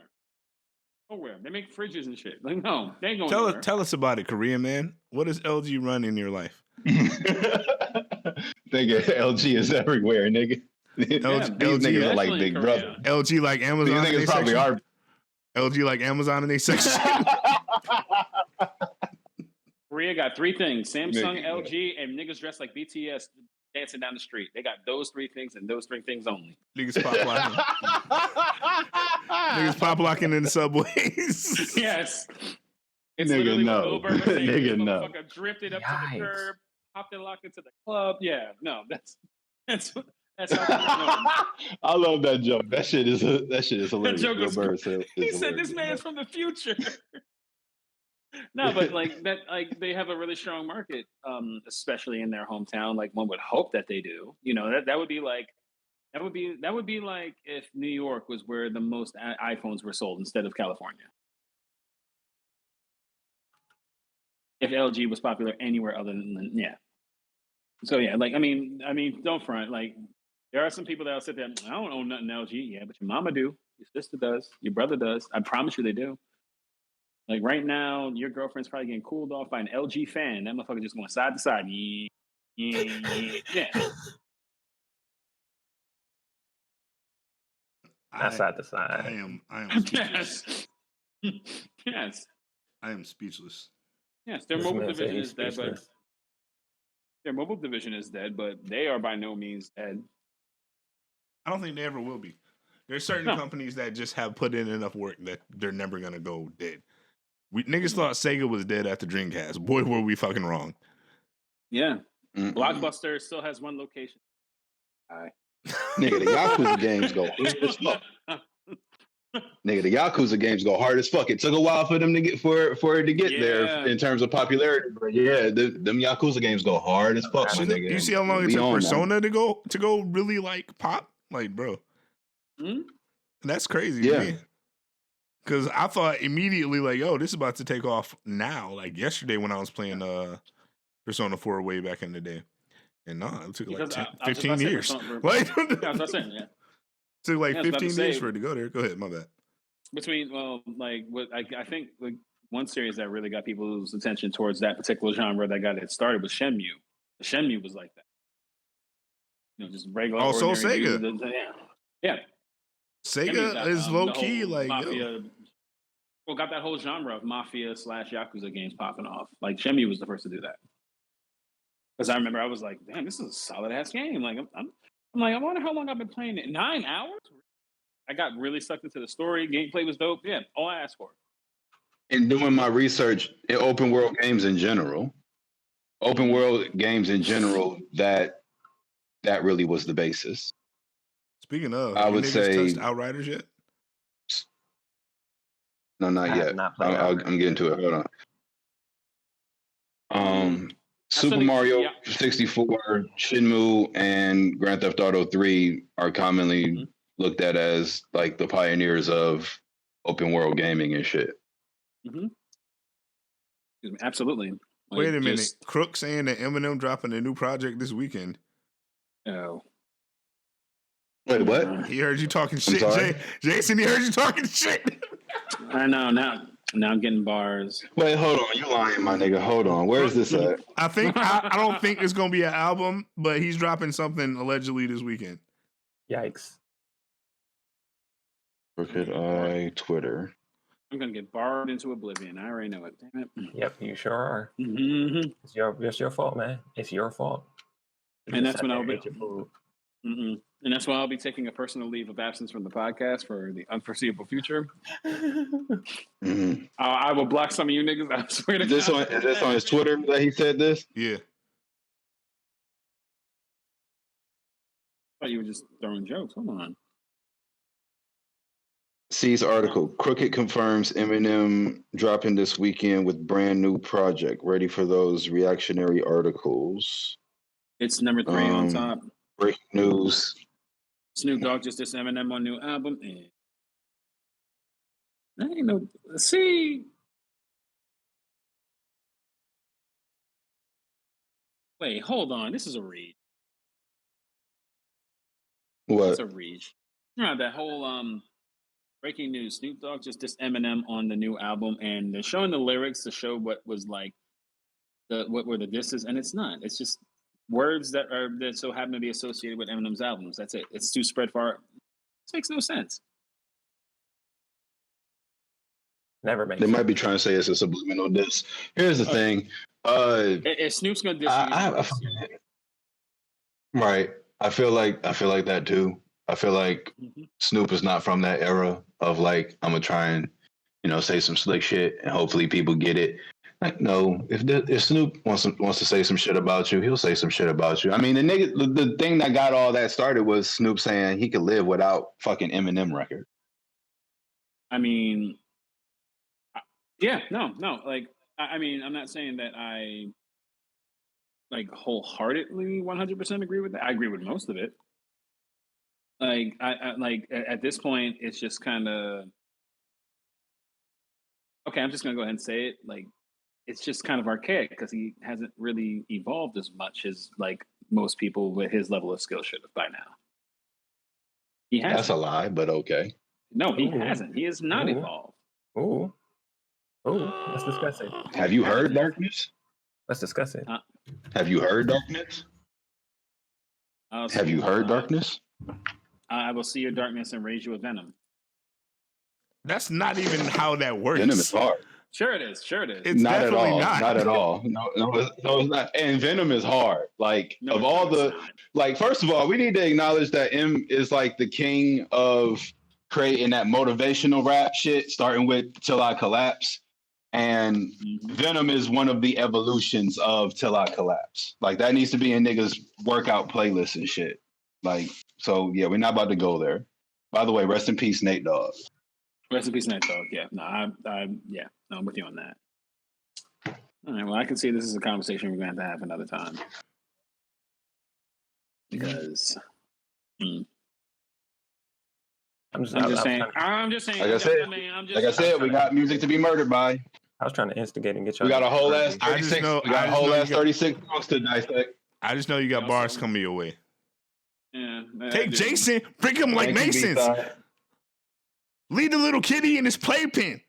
Is it gonna break my back on the banister while he's making me ham sandwiches? That's what's gonna happen. Probably. Why are you talking shit? That sounds like some goofy shit. See, I love that type of shit though. Like, wait, hold on. I want to say, first of all, I appreciate Redman and I appreciate the Versus platform for bringing us a Versus that I wanted to see ever since last year. Yeah. Method Man versus Redman. I would also like to say that I appreciate Redman in his whole entirety. And that we need to bring back comedy rap. Absolutely. Mm-hmm. Because Dickie tried in to 2019, do that, but niggas didn't appreciate it. They call him whack ass, fake ass Eminem. Facts. Wait, who are we talking? Wait, who are we talking about here? Lil Dicky. Lil Dicky got fucking bars. They called him an Eminem clone. What the fuck is going on with Titan? Anyway, go ahead. He's not. No, I don't think he's an Eminem clone. If anything, Logic is way more of an Eminem clone than Lil Dicky could ever be. Logic might be the only person who is the Eminem clone. Yeah, we have. Yeah, like way more. But we did ask came to the conclusion that it's only Hopsin and Logic that sound like Eminem. Nobody else. Yeah, only two. The only two. And but the thing with damn, who were we just referencing? Lil Dicky.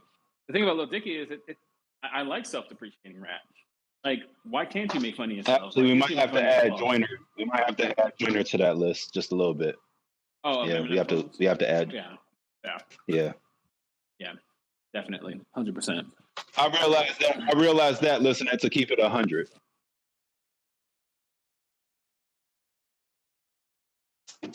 Joyner sounds like M, but I love that song. Yeah, Does he? Jordan. Listen to "Keep It 100" from I've only heard, 508 album. 200 songs, That was a song I was gonna rap. In general, though, I would say no. Like that's a rare exception because it's a storytelling track and it's definitely told with like some of those influences. As far as like if we look at like what the fuck is it called?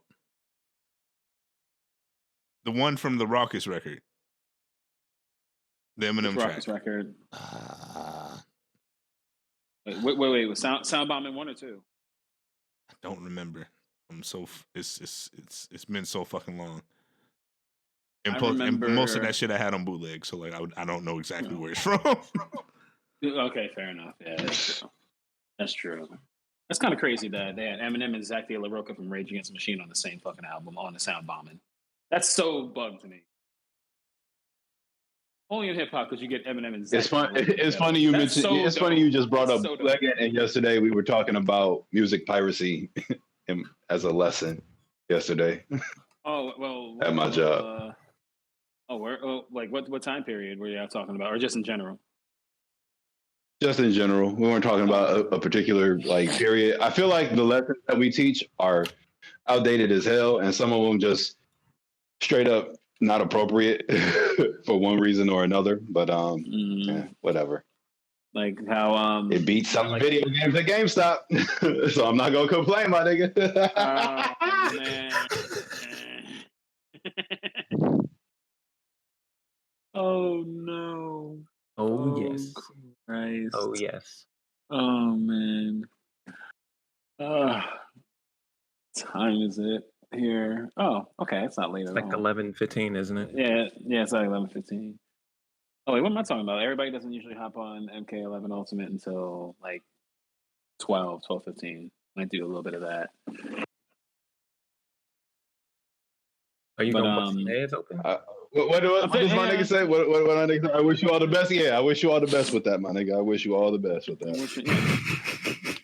I mean, that's real more fighting games. I might even throw on some Guilty Gear. I did too. I love me some fighting games. Mortal Kombat's my favorite series. Yeah. I enjoyed the Mortal Kombat movie. That shit was cool. Between that, like, actually, speaking of which, Mortal Kombat comes out Friday, right? Friday. Yeah. Friday's gonna be a busy ass day. Season finale of Falcon Winter Soldier and Mortal Kombat. It's only 6 episodes. And Quietly Ain't Tripping comes out this Friday too. Yep. Yeah, this Friday. Oh, damn. Yep, I'm plugging my own shit. Yep. Friday's gonna be a busy Friday. But I definitely want to see because you're damn right I'm plugging my shit. They got the opening 7 minutes of Mortal Kombat on YouTube already. Oh damn.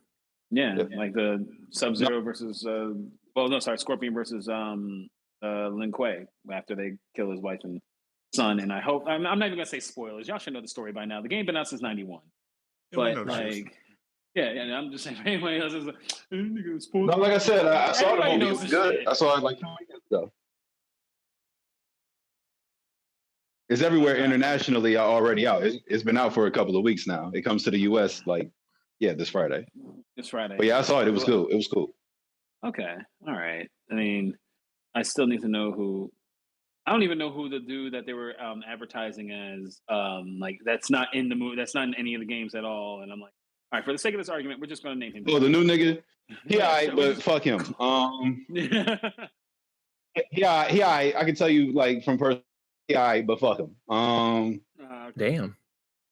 That's how you. I ain't gonna tell you nothing. I'm not gonna spoil anything. I'm not gonna talk about the movie and shit at length until like the day after it comes out and niggas see it and shit like that. Then I'll talk about it. But so help I ain't gonna spoil it. If it's good enough to where it's a sequel, Shao Kahn better come through like Thanos. Not even playing. Like I'm just massive nigga with a fucking big ass. If the Scorpion's Revenge, I'm 100% sure. I'm 100% sure it's going to be a sequel. If the Scorpion's Revenge movie was any indication, yes, there's going to be a sequel. I'm actually a really big fan of that card. Like, well, that entire. I like that. It was really. Yeah.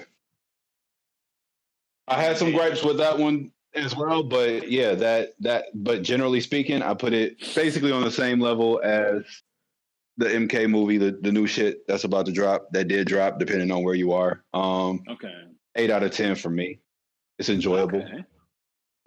there's plenty of space to complain and shit, but complaints aside, generally speaking, overall, it's good. Well, I mean, I already know what I'm going to do. I'm going to watch it the first time as like a Mortal Kombat fan, and then I'm going to watch it another time as the Mortal Kombat nerd, where I'm pushing my glasses up and you're actually. Well, actually, Raiden wasn't that expect strong. changes. It is. You should always expect changes when it comes to Hollywood shit. Scorpion Spear didn't have the chain on it until Mortal Kombat. Dog, yo, shout out to the nigga in the YouTube comment section who on one of those like 7-minute opening scene videos. I let somebody was like, yo, judging by the 7 minutes, it looks good. And I left a comment. I was like, I saw it. It was pretty cool. I give it an 8 out of 10. Some goofy nigga decided to respond. I saw it. 2 out of 10. I responded, good for you. And gave him a few clap emojis and shit. Fuck that nigga. No, but seriously, no, they always do that. They're like, that person is. You know what else? Black Eye Witness. You know what else has 2 deep nuts? Yeah, yes, exactly. Wait, what happened? Exactly. You know what else? Oh. He said I give it a 2 out of 10. You know what else has 2 D's nuts, nigga? Get off of him. Yeah, exactly. Yeah. Fuck out of here, bitch ass nigga.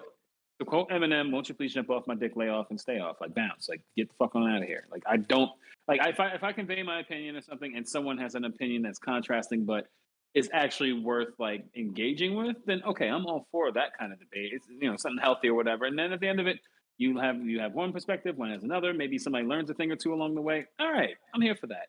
But if I'm sitting here like, oh man, this trailer looks fire, man. Okay, this might be worth me checking it out. And somebody comes from out of nowhere and, well, actually, pushing their glasses up, being a fucking dweeb, and telling me what happened in the comics. It's like, 1, I know what happened in the comics. 2, this is a movie, not a comic. If you're going to comic book movies because you want them to be exactly like the comics, then you need to stop watching these things, because there are different directors attached to all of them with different visions of how they want to tell the story. Stop doing that. Stop jumping in comments. And to some degree, that if you allow it to, that shit will piss you off, because in all of these things, you can find something that will piss you off. Like, damn, I really don't want to say. I'm not going to say. Fuck it. No, I'm not going to say it. Yeah, because like, remember when Infinity War came out, like the movie, and everybody was like, well, Thanos actually did it for death, and now did it for death. That's why he wiped out half the life in the universe. And I was like, hey, let me ask you a question. It's like, yeah. And I was like, when you watch Infinity in the comic books, when Thanos snaps his fingers, what happens? Half of life gets eliminated. Okay, in Infinity War, what happens when Thanos snaps his fingers? Half of life gets erased. Okay, yeah, focal point of the story, told, done. That's it. I don't need anything to add after that. Like that's it. I enjoyed the movie, and he smiled on a farm, hung his armor like a scarecrow. Actually, he hung his armor like a jersey in the beginning of Endgame, and yeah, take it from here. Okay, fine. Like you don't need to put on your bifocals and like completely break out the war journals and your spectacular Spider-Mans and your Avengers Civil Wars. And no, I don't care. I don't. I'm watching this for this. That's exactly. Because what you gonna fuck around and do, keeping up with the wrestling motif throughout this podcast, what you gonna make me do is break out the steel chair.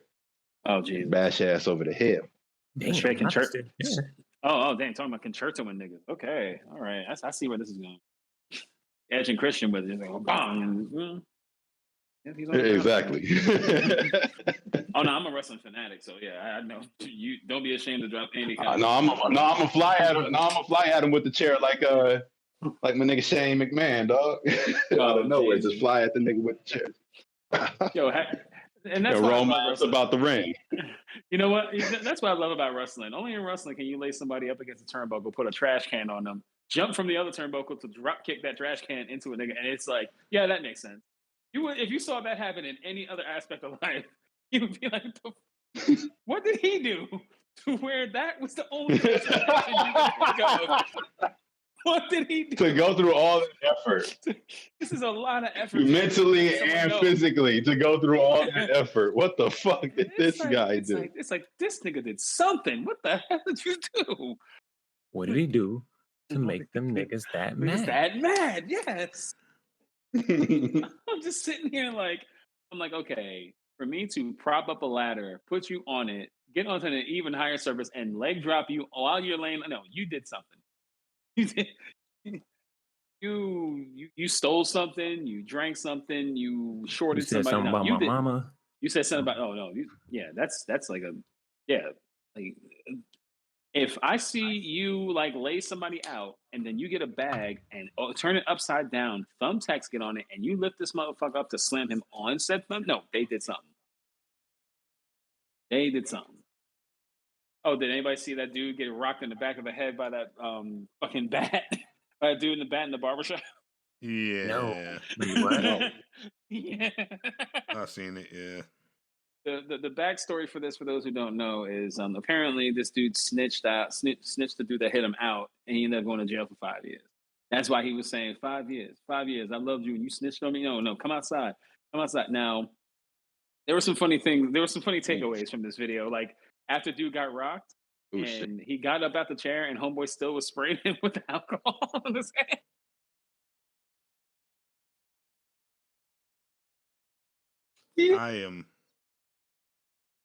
I seen it and I was like, you know what? You know what? Some things Not aren't like- necessary, They really aren't. but you can't help but laugh when they happen. Oh my! Like no, if I was in the barbershop, I would have lost it. I'd have been like, "Ah!" Like the level of laughter that would have erupted from my fucking stomach would have broke the windows. Because how often are you just waiting to get a cut and then just some nigga get rocked in the back of their head by somebody else? It's not supposed to be funny. No, it is supposed to be very funny, actually. It's supposed to be hilarious. It's up there with that bald dude that was playing the game and that dude came behind him and smacked the shit out of the back of his head. It's up there with that. It's funny because it's such an It's up there absurd. with that. It's funny because it's such an absurd thing to actually witness shit that just doesn't seem like it's supposed to happen in reality. But it's not funny because it's really fucked up. I mean, it's messed up because it's like, damn, somebody got hurt, but yo, like he hit, like the sound, the reaction, like everybody else around, like, oh my god, like I blame Looney Tunes. It's funny to us because of Looney Tunes. See a foghorn leghorn wake up first thing in the morning, grab a bat, and then knock a and knock the dog out. Yeah, dog. And he brushed his teeth. Yeah, he like, I'm about to fuck this dog. No, he hit that dude in the back. Dude was just sitting there getting his. I'm glad to know I'm not alone. I'm just so glad to know I'm not alone in all of this. My son was sitting there like that's fucked up. But damn, like there's something funny I connect to this with. It's literally Looney Tunes. This shit not supposed to be funny. It's not. It's like someone sitting there getting a cut. It's like, yeah, I'm gonna come out here. Somebody literally was ambushed and potentially almost killed. And dog swung a pipe or a stick, whatever, and hit this dude in the back of the head so hard. I'm surprised God didn't throw in animated sounds like they used to do on Batman. Like I'm surprised that pow didn't show up. Dog. Like, yo. That is such a crazy ass concept to me. Why is this happening? I don't know. Just all you hear is, and then you just see oof. It's just a big ass animated. Just says bam or wham or just says nigga. That's it.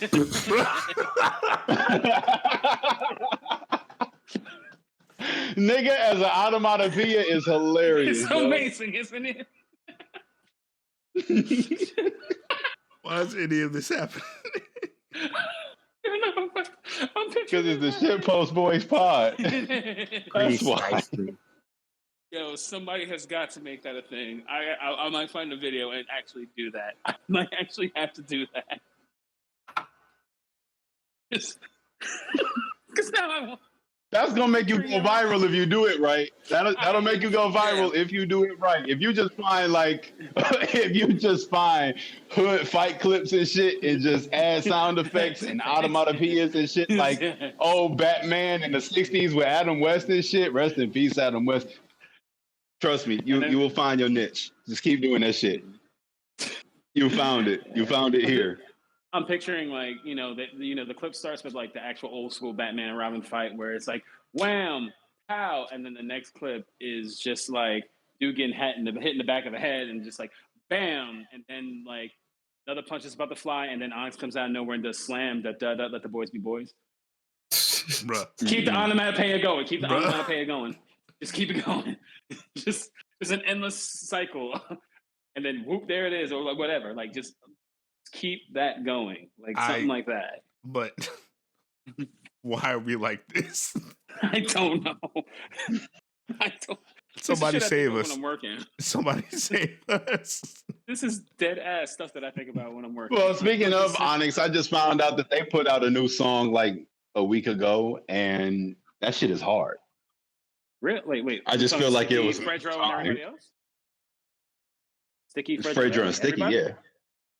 Oh. No, just Fredro and Sticky. Oh no, I mean I'm still for that. Oh yeah. But yeah. It's hard. I just don't know if it was appropriately titled. What's the title of it? This year, and like the video is them like stomping out 2020 and shit. Oh, okay. They're saying this year is our year. That's the chorus. Is like this year is our year. I'm like no. I might have to look this up because I don't know.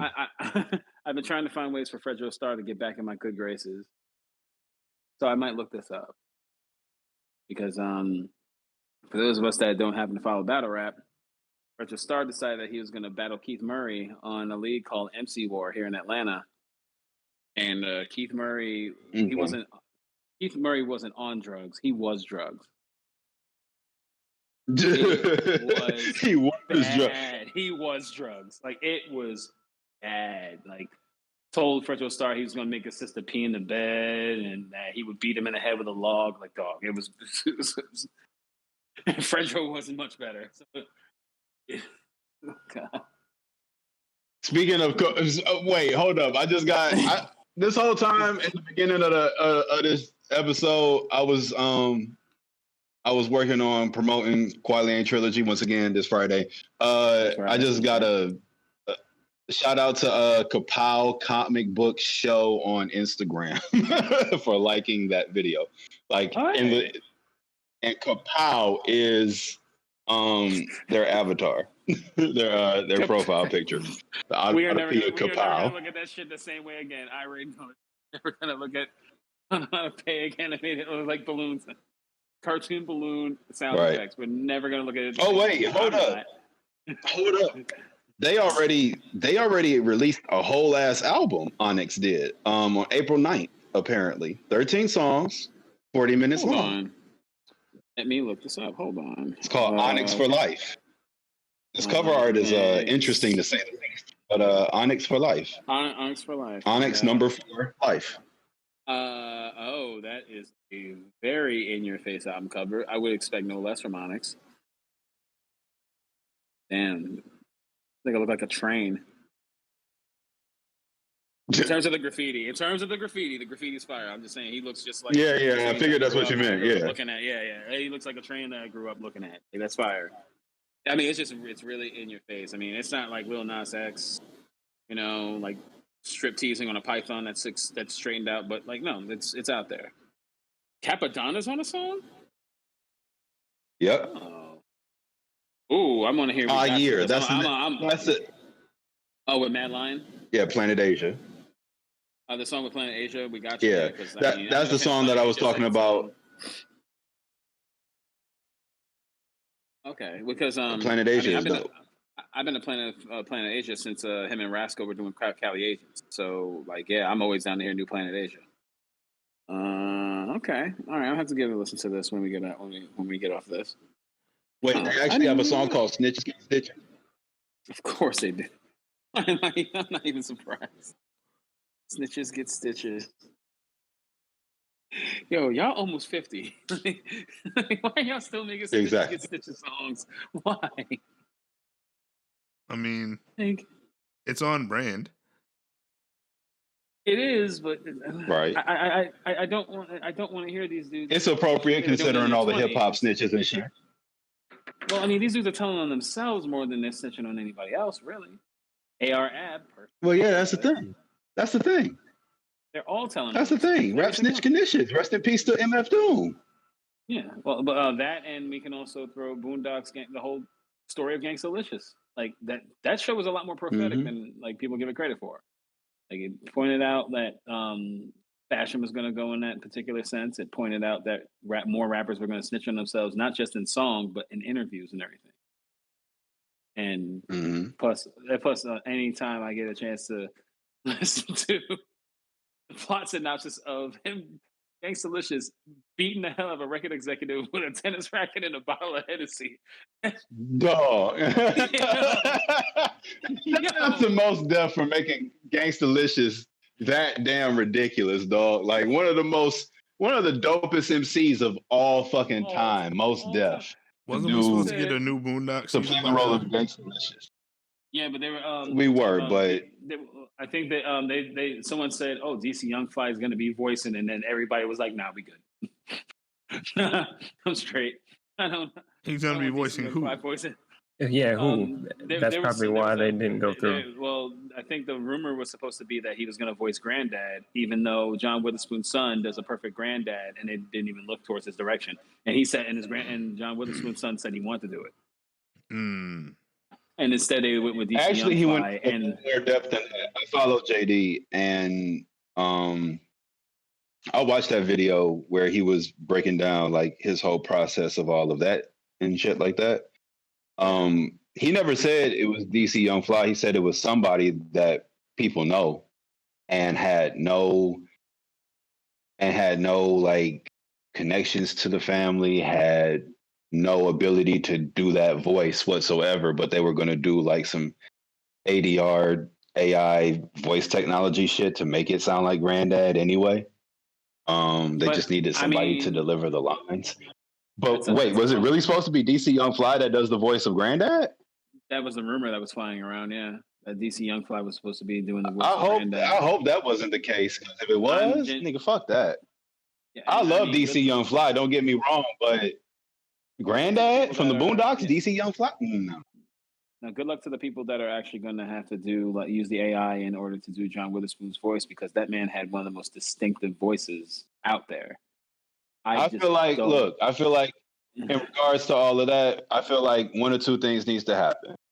Either get JD to do it, right, or scrap Granddad's character altogether, like what was originally rumored, and get Jennifer Lewis to play like a long lost sister of Granddad or some shit like that, who comes to live with the boys, or their aunt from Chicago.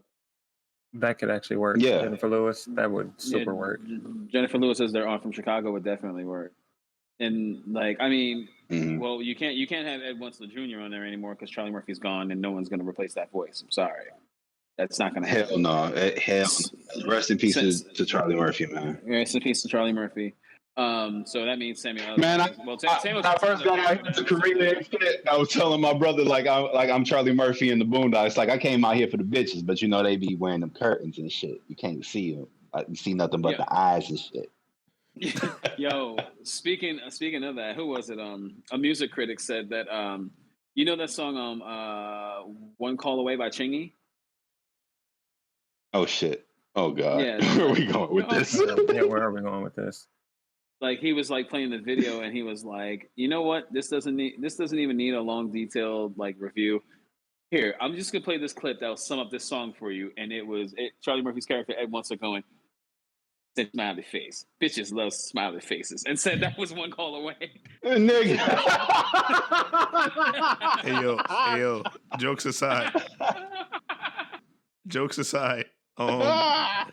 That's pretty goddamn accurate. That's pretty accurate. That's stupidly accurate. He said one call away. No. Murphy said that bitch. Oh, dog. Bitches love smiley faces. Which is basically how I see hit on girl. No, that might be my new thing. Whenever I see somebody like tweet some horny shit or tweet some wild reckless shit to a chick, I'm just gonna follow it up with that fucking clip. Said that bitch is smiling. No. Bitches love smiling faces. But the fact that he said that song was one call away, I was like, yo, he's absolutely 100% right. That is what this song is. bro. Pretty That's much. funny as shit. No, I fell out when I saw that shit. I was like, yo. But wasn't there literally like an attempt at making a song called LOL Smiley Face that went absolutely fucking nowhere? Wasn't that Soulja wasn't Boy? No, I think that was Soulja Boy that made Was it LOL Soulja Smiley Boy? Face. I think so. Hold on, let me double check. That sounds like some Soulja Boy shit.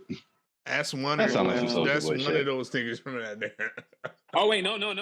James was right. No, that. Trey Songz. It is a Trey Songz song, but Gucci Mane and Soulja Boy. Gucci was on that. That sounds about right. That sounds like a Gucci feature. It does. It genuinely does. it actually does. I'm so happy that record went nowhere. Nah, that record actually went somewhere. It went to Cleveland and didn't come up here. Bitch. According to Bill. That shit didn't cross the state line. All right, so according to Billboard, LOL debuted at the Billboard Hot 100 at number 51, the second highest debut of the week behind Breaking Benjamin's I Will Not Bow. The song peaked at its entry position, remaining on the charts for 8 weeks. At the time, LOL was Song's second biggest hit overall. If I was Songz, I would have someone never bring this song up to me, ever. No, don't tell me that was your favorite song and what got you. No. The song apparently peaked at number 12 on the R&B hip hop charts, and critical reception. Gimmicky, catchy, addictive. Dude, it was 2010. It was ringtone rap. It was ringtone rap for you niggas.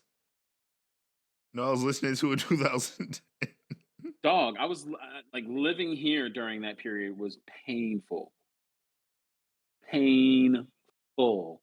Every phone either had Soulja Boy Tell 'Em or Shake That Laffy Taffy.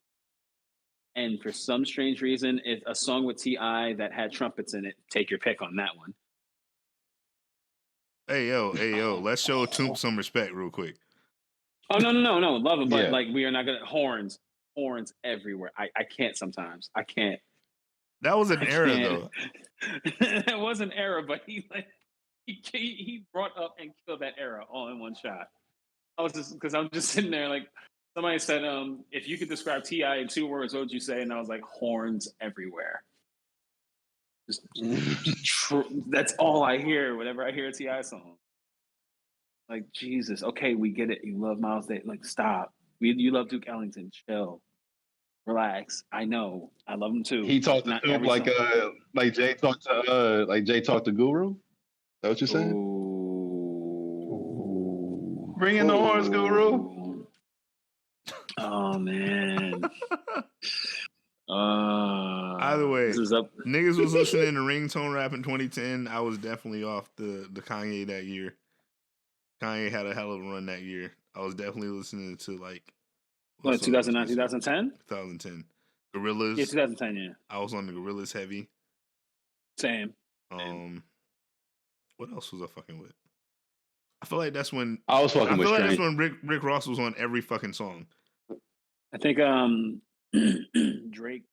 That was around the time Drake really started making a push with him. Like really started making. He dropped the album that summer, didn't he? Yeah. 2010. I remember. Yeah, 2010, I believe. 2010 was Take Care. Nothing was the same, right? Oh no, that was Take Care. No, 2010 was Take Care. No, it was Nothing Was the Same. I was right. No. Nothing Was the Same didn't come out until like 2013. I'm saying Nothing Was the Same. I mean, fuck the first album. Thank Me Later. That was 2010. I'm pretty sure. Because Best I Ever Had was everywhere. Right. Everywhere. Other than that, Bob was everywhere. Nicki Minaj was everywhere. 2010 is when era though. 2010 is when we got Recovery. Yeah. If I'm not mistaken, that was because 2010 is the year after I graduated high school, and I remember. Yeah, Recovery was 2010. Recovery was 2010 for sure. Yeah, I know Soulja Boy was still Love the Way out You here. Lie and Not Afraid were everywhere too. Yeah, I know that was when Lil Wayne. 2002 when I graduated from high school. Crazy shit. Actually, hold on, because while we're talking about, because that was actually a really solid ass year.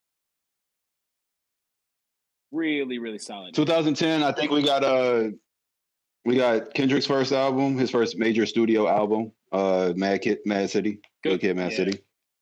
Huh? Yeah. Wait. So that was 2010. Hell no. Yeah, it was. No, it wasn't.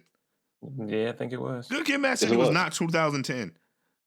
No. It was. No. It was definitely not.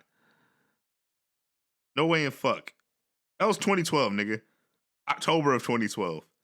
Yeah, it had to be 2012 because Section 80 was 2011. Yeah, Section 80 was 2011. Because in 2010, yeah. Okay, you're right. Overly Dedicated was Yeah. 2010. Okay, and that you're was right. late 2010. Yeah. Okay, yeah. Okay, you're right. You're Because right. 2010, Empire State of Mind was out. Remember that? Kendrick Lamar Yeah, it EP dropped in 2000 at the end of 2009. But yeah, nah. Wait, hold on. Wait, that was another one I wanted to bring up. Blueprint 3. When did that one come out? I think that was 2009. Is that Blueprint 3? I know that was also 2009? like Might have at the been. very Yeah. edge of high school for me, yeah. Yeah, that was 2009. Yeah, that was 2009. Yeah, I Blueprint- graduated in 09, Blueprint so yeah. 3. Yeah. I want to say somewhere between like I know I was in August freshman and year listening to November? that shit. I was in August freshman and year, yes. November, I was in maybe? freshman Yeah. year of college listening to that shit. I remember it because my roommate fucking alarm was Venus versus Mars, and I didn't fucking understand why. Jesus. So do you guys think that actually followed up Blueprint 1 and Blueprint 2 well? The way you asked that question. Very sarcastically. Very sarcastically. I thought one of you was actually going to be like, yeah. So, like, very sarcastically. I asked that question. At that time, I was noticing that a lot of artists were making sequels to their landmark albums and shit, and it had nothing to do with the original album or the previous, whatever album came previous to it. Like, had nothing to do with it. Carter series. Carter series for like sure. that. But that was still kind of the mixtape era too, so like that's expected. Okay, like, you know what? No, I don't want to have this conversation because I'm just going to make myself angry. Uh-oh. Expound. Okay, No, wait for all the shit that we could give Marshall Mathers LP to, we do have to acknowledge that M tried to give us a solid sequel to Stan as the very first track on MMLP2, I would say and there were did. plenty of references to the original Marshall Mathers LP. Like, I would say he succeeded. For all the Bad weird Guy is actually one of the better that happened. like, Eminem songs. Go ahead. The thing about Stan, because that actually is one of my absolute favorite songs, is that was a song made by Eminem that just discovered fame. The follow-up wasn't going to really meet up to the standards of Stan. I don't know why he tried to follow it up. Because for Christ's sake, he created sequel. Bad Guy slaps. Let's not get it fucked up. I don't ever want us to get that fucked up. Oh no! It does, but it's not gonna follow up Stan. It's not, because like that man created a term for super fans. He created a term for them with a song. The title of the song is what we still call people like WWE stands or right. But hold on. I'm gonna blow your mind. But I'm gonna blow your mind. Think about the second half of that song and how that second half of the song kind of became the entire mantra for Twitter. Well, yeah. Well, especially during that time, the fandom was crazy. It wasn't. Hold on, no. The second half of Bad Guy. Think about those lyrics and think about how that became the mantra for Twitter.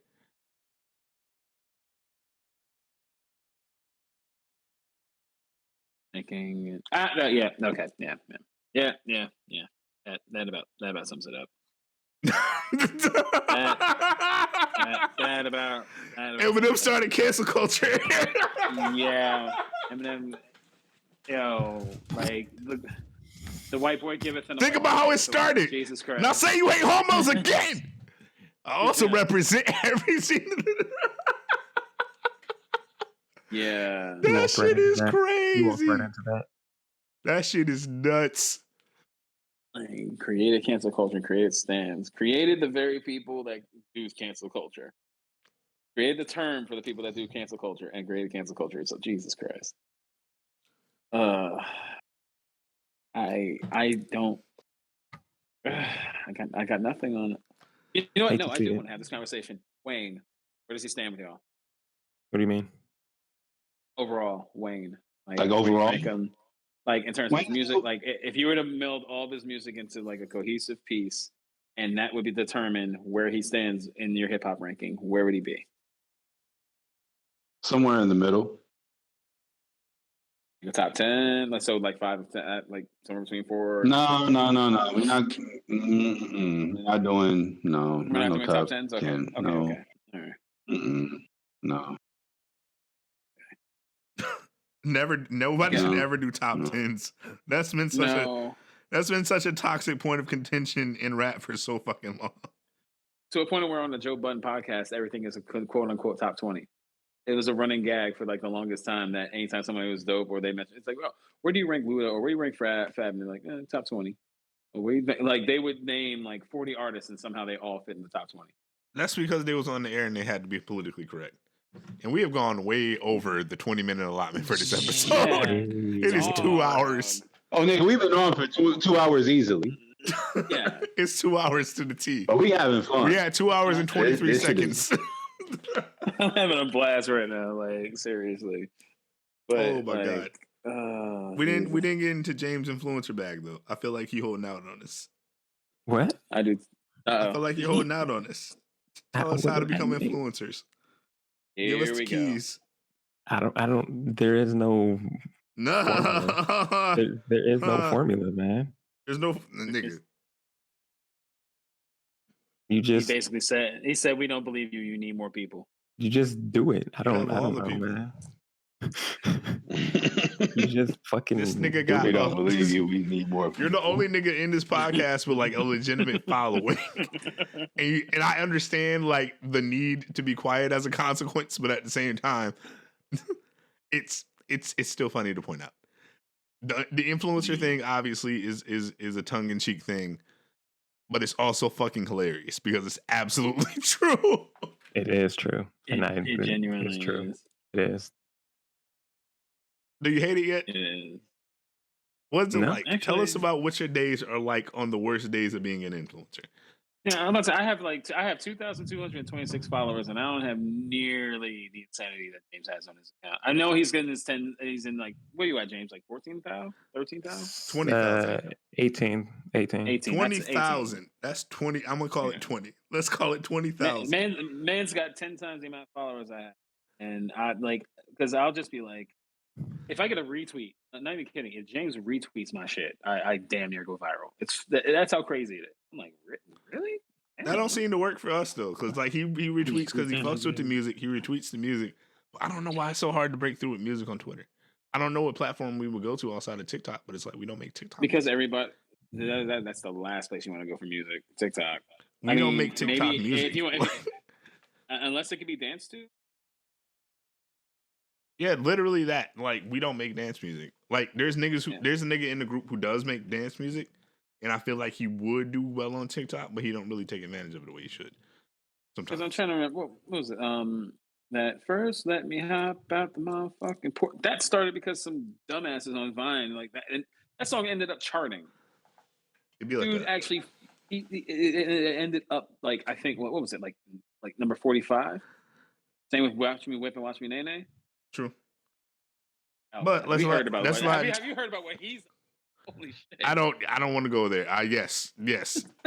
Everybody is well aware. I don't want to talk about it. That's fucking crazy. I'm gonna let it be. Anyway, James, tell us about your worst day as an influencer. The fact is, Black men on my influencers gotta worst talk about this days, stuff. on my worst days, people just act as stupid as possible. Expound. Like, even if you tweet something that has nothing to do with one thing, they have to do their best to steer it towards that because they have to spin their narrative, no matter what. You want to give us an example? Have you seen any of my discuss amongst yourself tweets? Normally when I see shit like that, I just completely ignore it and keep scrolling. Exactly. But that's just because I know it's going to be some crazy shit happening, so I just avoid it. But that's a prime example. Like, I just told y'all to discuss it. I didn't say anything about it. I told you all to discuss that it. particular meta for you though? Oh, that's been my meta. That's been my meta for years.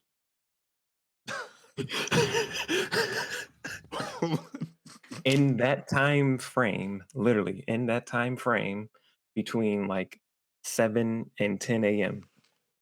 and I just let everyone else go on for the rest of the day. That has been my meta for years. That's literally how Dog High was born. Not even joking. Not even joking. That's literally how Dog High was born. That's how I discovered Dog Hive.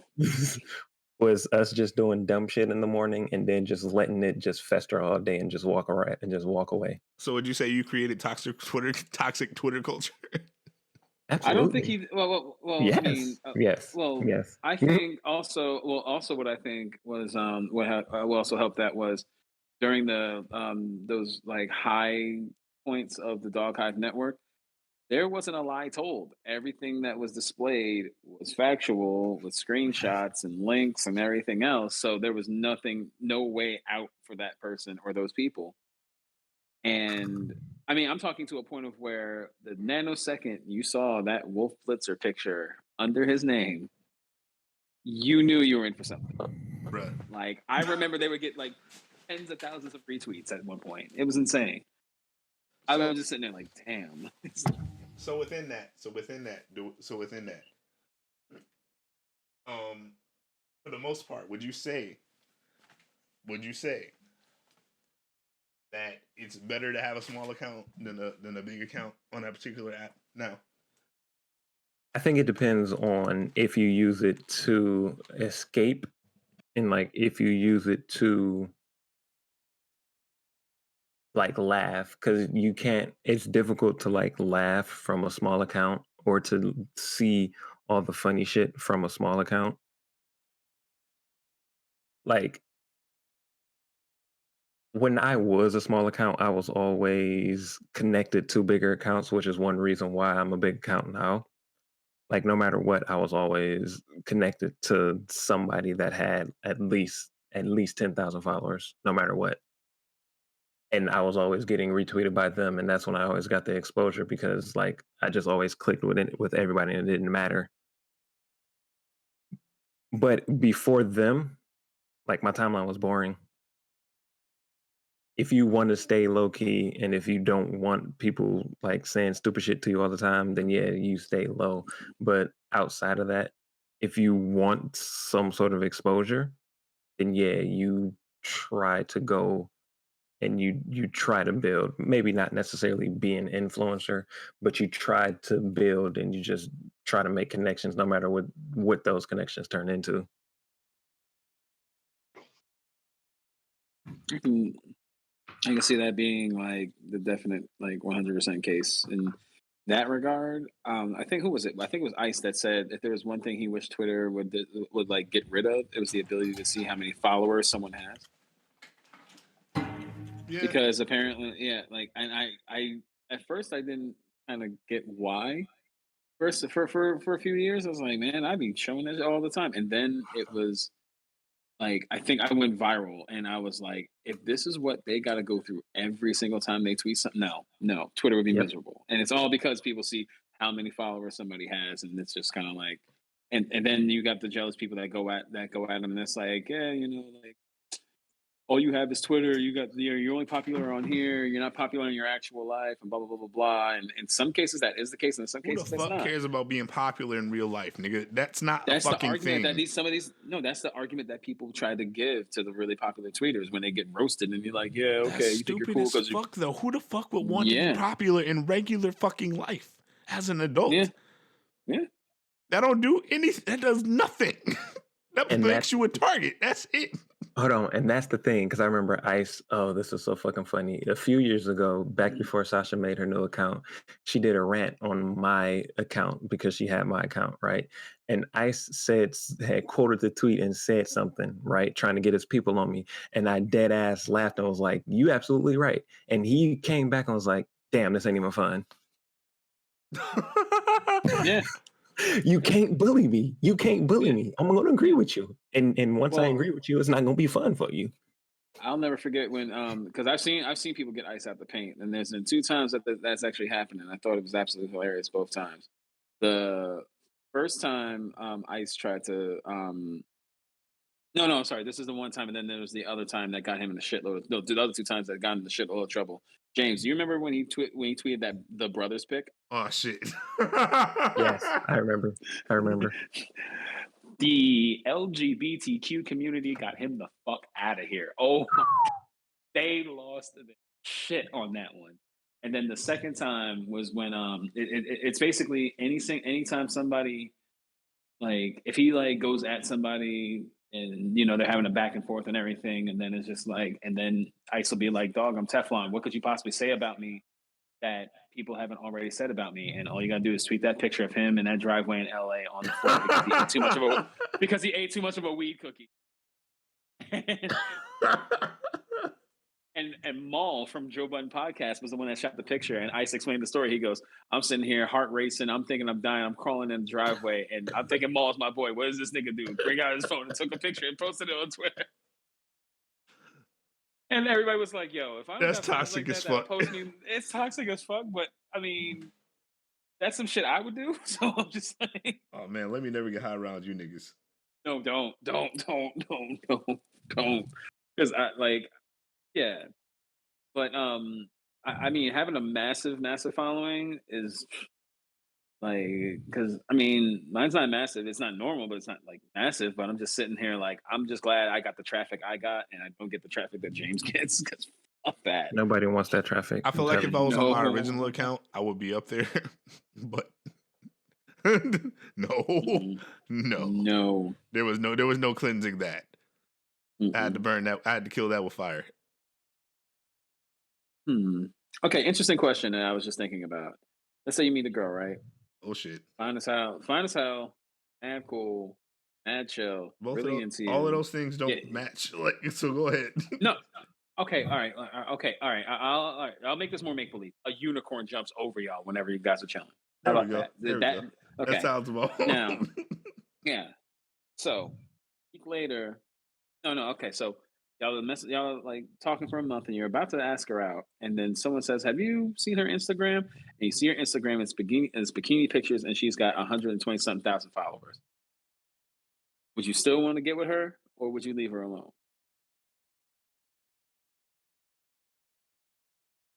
Did she hide the account from you? No. But she entertains, let's say she entertains the, "Damn, shorty, what I wouldn't do with you," and she entertains it like kind of flirty, but not really flirty. It's complicated. I love how everybody took a little too long to answer this question. I love it. No, I was shutting the fuck up. I was actually I was pulling up fucking excuse me. Fuck. I was pulling up Adobe Creative Works at the time, and that shit wasn't loading, and I was like, Nah, that's very complicated. That's complicated for sure.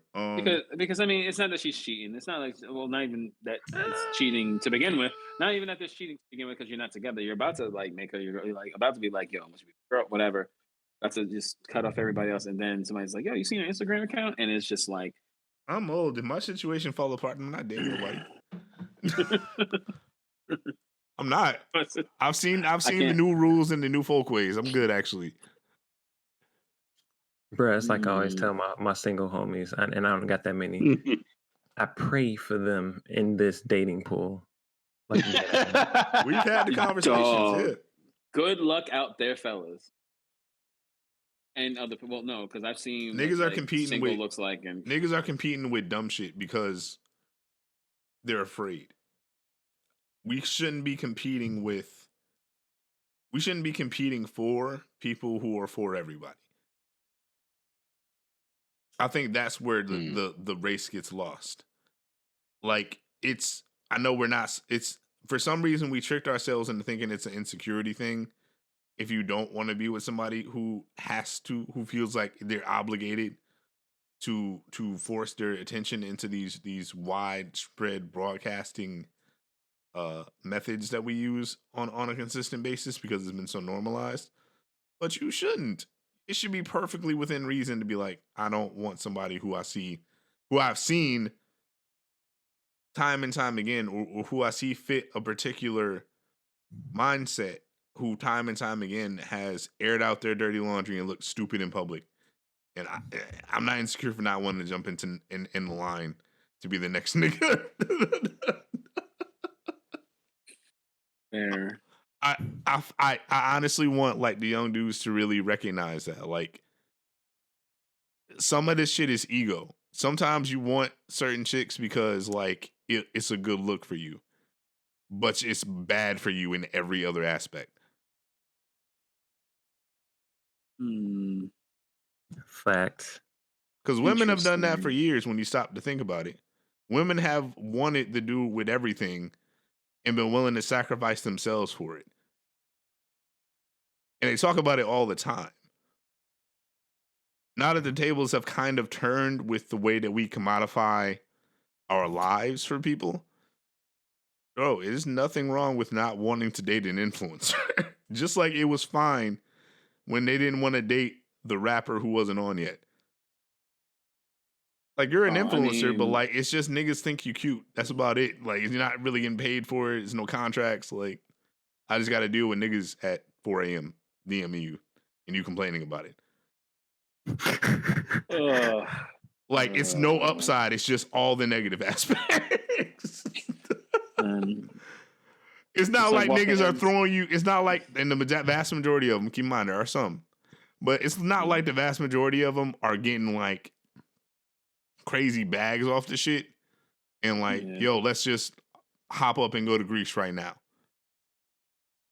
Oh, bet. Like if it's a situation where I'm hypothetically in the future, if it's a situation and I'm dating or I'm seeing somebody, and as a consequence of them just kind of playing the game, we can do a bunch of really cool shit.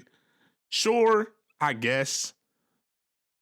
But at the same time, there has to be a certain level of commitment to retiring from that dumb shit the same way that anybody else would have to. There's a reason that the vast majority of niggas who are like touraholics in rap have horrible family lives. Yeah. And don't see their kids for, God knows how long, and just can't even figure out how to make the parenting thing work once they're chilling. And it's kind of the same thing. Like, how do you make being a mom work? Now you have to expose our child to a bunch of people who want to fuck you. Because that's your job. True. All right, well, fellas, all that being said, I actually do genuinely have to go to sleep. I've got like work in the morning, and also not going to front like the side effects. I was about to say, no, you took the pill. You took the super shot. Go ahead. You good. I'm surprised you're still awake. Yeah, me too. But I'll talk to y'all tomorrow. James, buzz me the nanosecond you join the 9 Pro comes in. That'll be like 9:05. Believe me. I bet. All right. I'll be up. All right. I'm still mad they didn't give you your phone. That's fucked up. Bruh. That shit's so annoying. Peace. Later, bro. All right. I mean, for the most part, we can wrap it up. We got 2 hours and 20 minutes worth of material here. This is way more than I bargained for, actually. Oh, shit. Anyway, that's what happens when we don't actually do this shit on a consistent basis. We got too much shit to talk about. Right? Too much. God damn. But yeah, just to kind of close out those thoughts and shit on that, like, bro, no. Like, it's certain parts of my life that I want to keep private because I know people are fucking insane. I understand that some people's like job or hustle is that they're selling people their life, but it's very hard to transition that shit afterwards. Just like it is for anybody who's had to, musicians, artists in terms of like the visual medium, like they all have horrible fucking family lives because they had to commit so much to the work and give so much of themselves to the world and shit. And I've talked about time and time again how like, bro, I don't want to be on tour with a newborn. Like I want to have safety and peace of mind and enjoy the experience of fatherhood. I don't want to be on tour away from that. Like it's a irrational great fear for me to like go off and do something that I feel like I need to do, and then when I circle back home or I circle back to where I come from, there's this child I can't even recognize. And that who doesn't even know recognize you. right? Who doesn't even recognize me? Like, ugh, like, dog, that would no. You're not my dad. Yeah, that would tear me apart. Like, that would fuck me up. Are we making more Eminem references? Maybe, I don't know. No, that's an old Vine reference.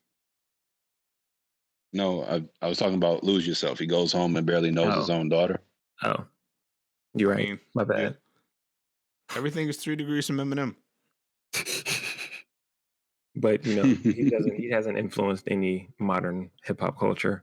That's because the niggas don't know what the fuck they be talking about. And they prove it time and time again. Even when you look at the Lil Nas shit. And I hate that nigga be on the internet complaining about the smoke that he wanted. Like, bro. Bro, you knew what this was gonna be when you started this shit. You started this shit years ago when you was a fucking Minaj stand. Don't even. Like, bro, you can't be, why they're so worried about what I'm doing. They should be worried about everybody else, like you dry snitching, first of all. Second of all, bro, you literally paid these niggas to CGI Satan into your twerk video. You can't complain about the response. You paid good money for this response.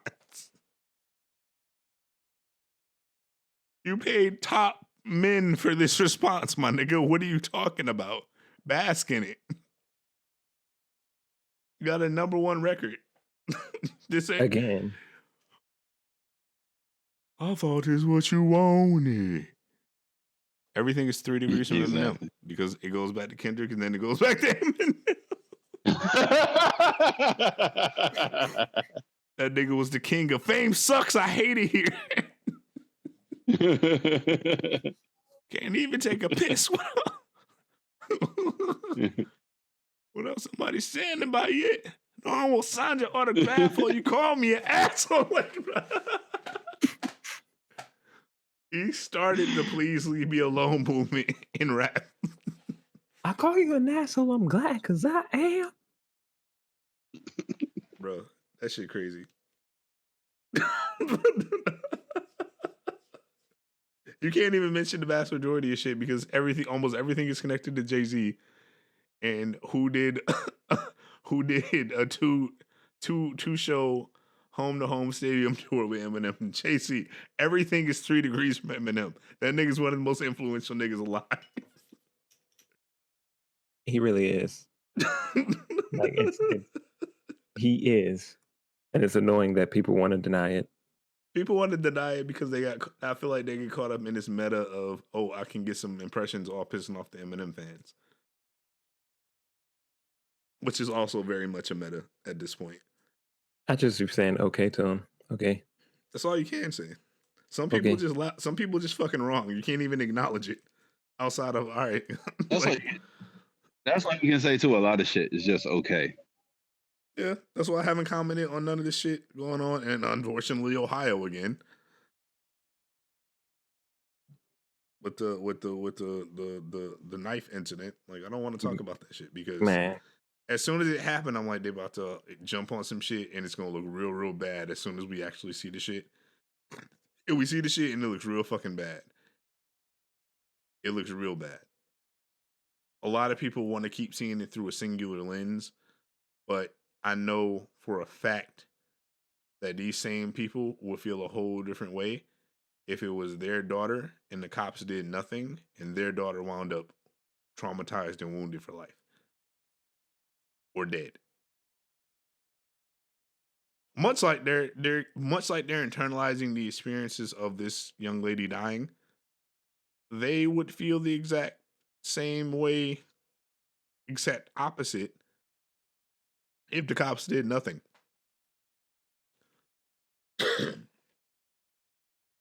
So, whatever. Y'all got it. Y'all are right. No matter what, you're right, because it's just an opinion at the end of the day. That's the annoying thing is like we keep arguing. We wasting our time arguing. You're going to spin the narrative that you want to spin, whatever. Basically. Anyway, closing statements, boys. Only become an influencer if you can handle people being as stupid as possible. Yeah, dog, I don't know how you deal with that shit some days. Between you and Cooley, like, I don't know who gets it worse. Now, I don't know how Cooley deal with it. I don't know how he deal with it. Because I can't. I make sure that I limit what I tweet just so that I can limit how stupid people are. I get it. I totally get it. What about you, John? Check out the Quietly Aint trilogy. Matter of fact, check out all 9 Deuce shit. Just type in 92EUCE somewhere and see what pops up, and check out all that shit. Yeah, but why? You got to work on your pitch. Because I said so. You got to work on your pitch. Because I said so. That's not a pitch. That's the pitch. That's not good. Because I said so. New album coming out soon. Because I said so. Or like that's the title of it. Because I said so. Rocking with it. Because I said so. And that's the bottom line. You think you Lil Nas X? You think you can just say anything and I'm just gonna go along with it? And that's the bottom. That nigga not as cool as me. You be careful. Don't you ever compare me. You be careful. The guy. Hey, I said what I said. You be careful.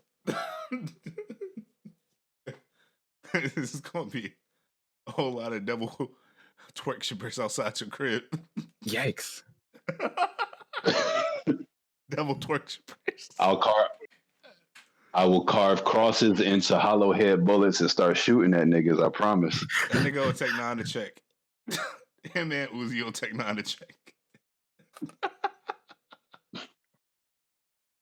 This is not the first time niggas have done like crazy imagery. But he owed niggas a check because they died on the cross. And Tech 9 has a song with Eminem. Everybody's Street agrees.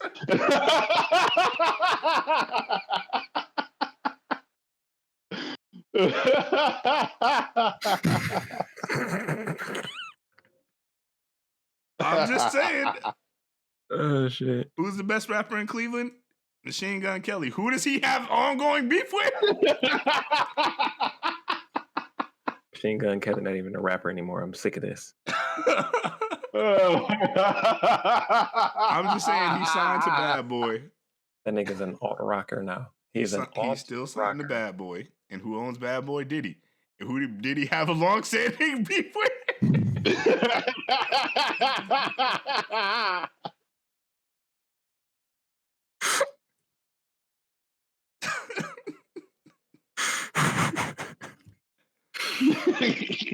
And that's some crazy shit because this nigga had Eminem on Biggie album like it wasn't shit. He killed that shit too. Oh my god. This shit ain't funny, but it's funny. No, that's funny. No, that's funny. I'm gonna just start doing that when niggas slander Eminem. I'm gonna just look on their profile, see who they like, and be like, so and so was influenced by so and so. You know who got a song with so and so? That's actually genius. That's actually like evil. Oh, that's hilarious. That is hilarious. That's funny. That is hilarious. That's actually some evil genius shit. I can't wait till you do that. Yes. You say Future, you say your favorite rapper? You know Future, Dungeon Family, right? You know who else is Dungeon Family? Andre 3000. You know who has Andre 3000 in his top 5?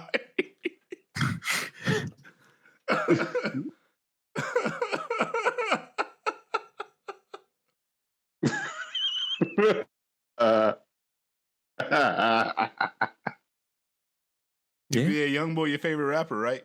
That nigga like undefeated on YouTube, right? You know who got the #1 video on YouTube?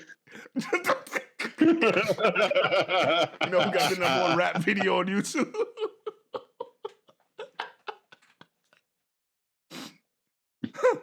Oh, you're a stand account. Need I say more? A stand account. Need I say more? Need I say more? You're literally a stand account. You know who invented the term stand, don't you? Every time I see Eminem slander, that's the new move. I endorse this. I certainly endorse it. He says, you don't want to hear no Eminem? That's crazy. What you listening to right now? Pop Smoke? You know who you sound like? 50. You know who signed 50 Cent?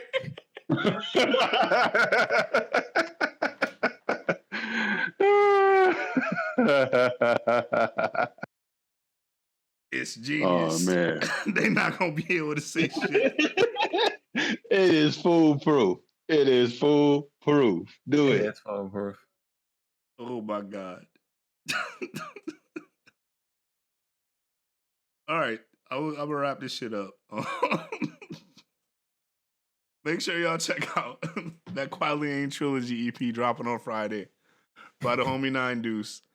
I got some production and voice work credits on there somewhere. No rapping because I'm not a rapper. Yes. I got what? My man's mixed some shit. He did some vocals for the third one. Yes. I greatly appreciate the assistance there. Yeah, no problem. Let's see. How can we boost your influencer shit from our small platform? What do we do? What do we say? Your Twitch? Yeah, make sure you following this nigga on Twitch so you get alerts for when we do the other podcast on technology. Make sure you follow my man's on Twitch so you can go ahead and get that partnership. God, what do I need to boost? What am I working on? I guess the Crim album I'm technically getting another EP credit on. More importantly, Blizz is about to drop, and that shit about to be crazy. Yeah, nah. That's probably what I should do. Yeah. So my homie Blizzard got an album dropping very soon. And it's gonna be really, really crazy. I should have played that Marv record while Maj was here. We got Marv 1 on there on a record with Fat Father. And that shit hard. We got Kid Vicious on that album, whose brothers were Royce 5'9", who's best friends with. You see? You see?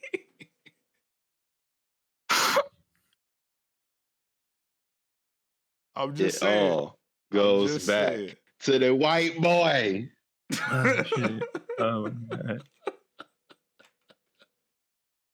Oh, shit. That's funny. Anyway, y'all be safe out here. Make sure that you are still practicing social distancing when wearing your mask. Please. Go ahead and get vaccinated if you feel like you're up to it. If you don't want to get vaccinated, don't do it. But shut the fuck up. Double mask up at least. At least. I'm going to go get my second dose Friday. Hopefully y'all hear from me. We're not this Friday. Not Friday at all. The 27th, whatever day the 27th is. I'm going to go get my second shot of Moderna. Yeah, y'all be safe. And, make sure you out there shutting the fuck up. Because it's free. It's free. It's absolutely exactly 100%. Shut all that free. Shit the fuck up. And they got a new program. You shut up, you get 2 grams of weed for free in Michigan. That would be some dope shit. Oh, shit. Happy 420 here, post 420, technically. Oh, shit. All right, I'm out. And James, you don't know this, but we don't actually have to do the outro shit anymore since I have competent materials. So we don't gotta wait. So I hit the button and then we're done. No, okay. All right, shit post boys. Yeah. Yeah. You out of here.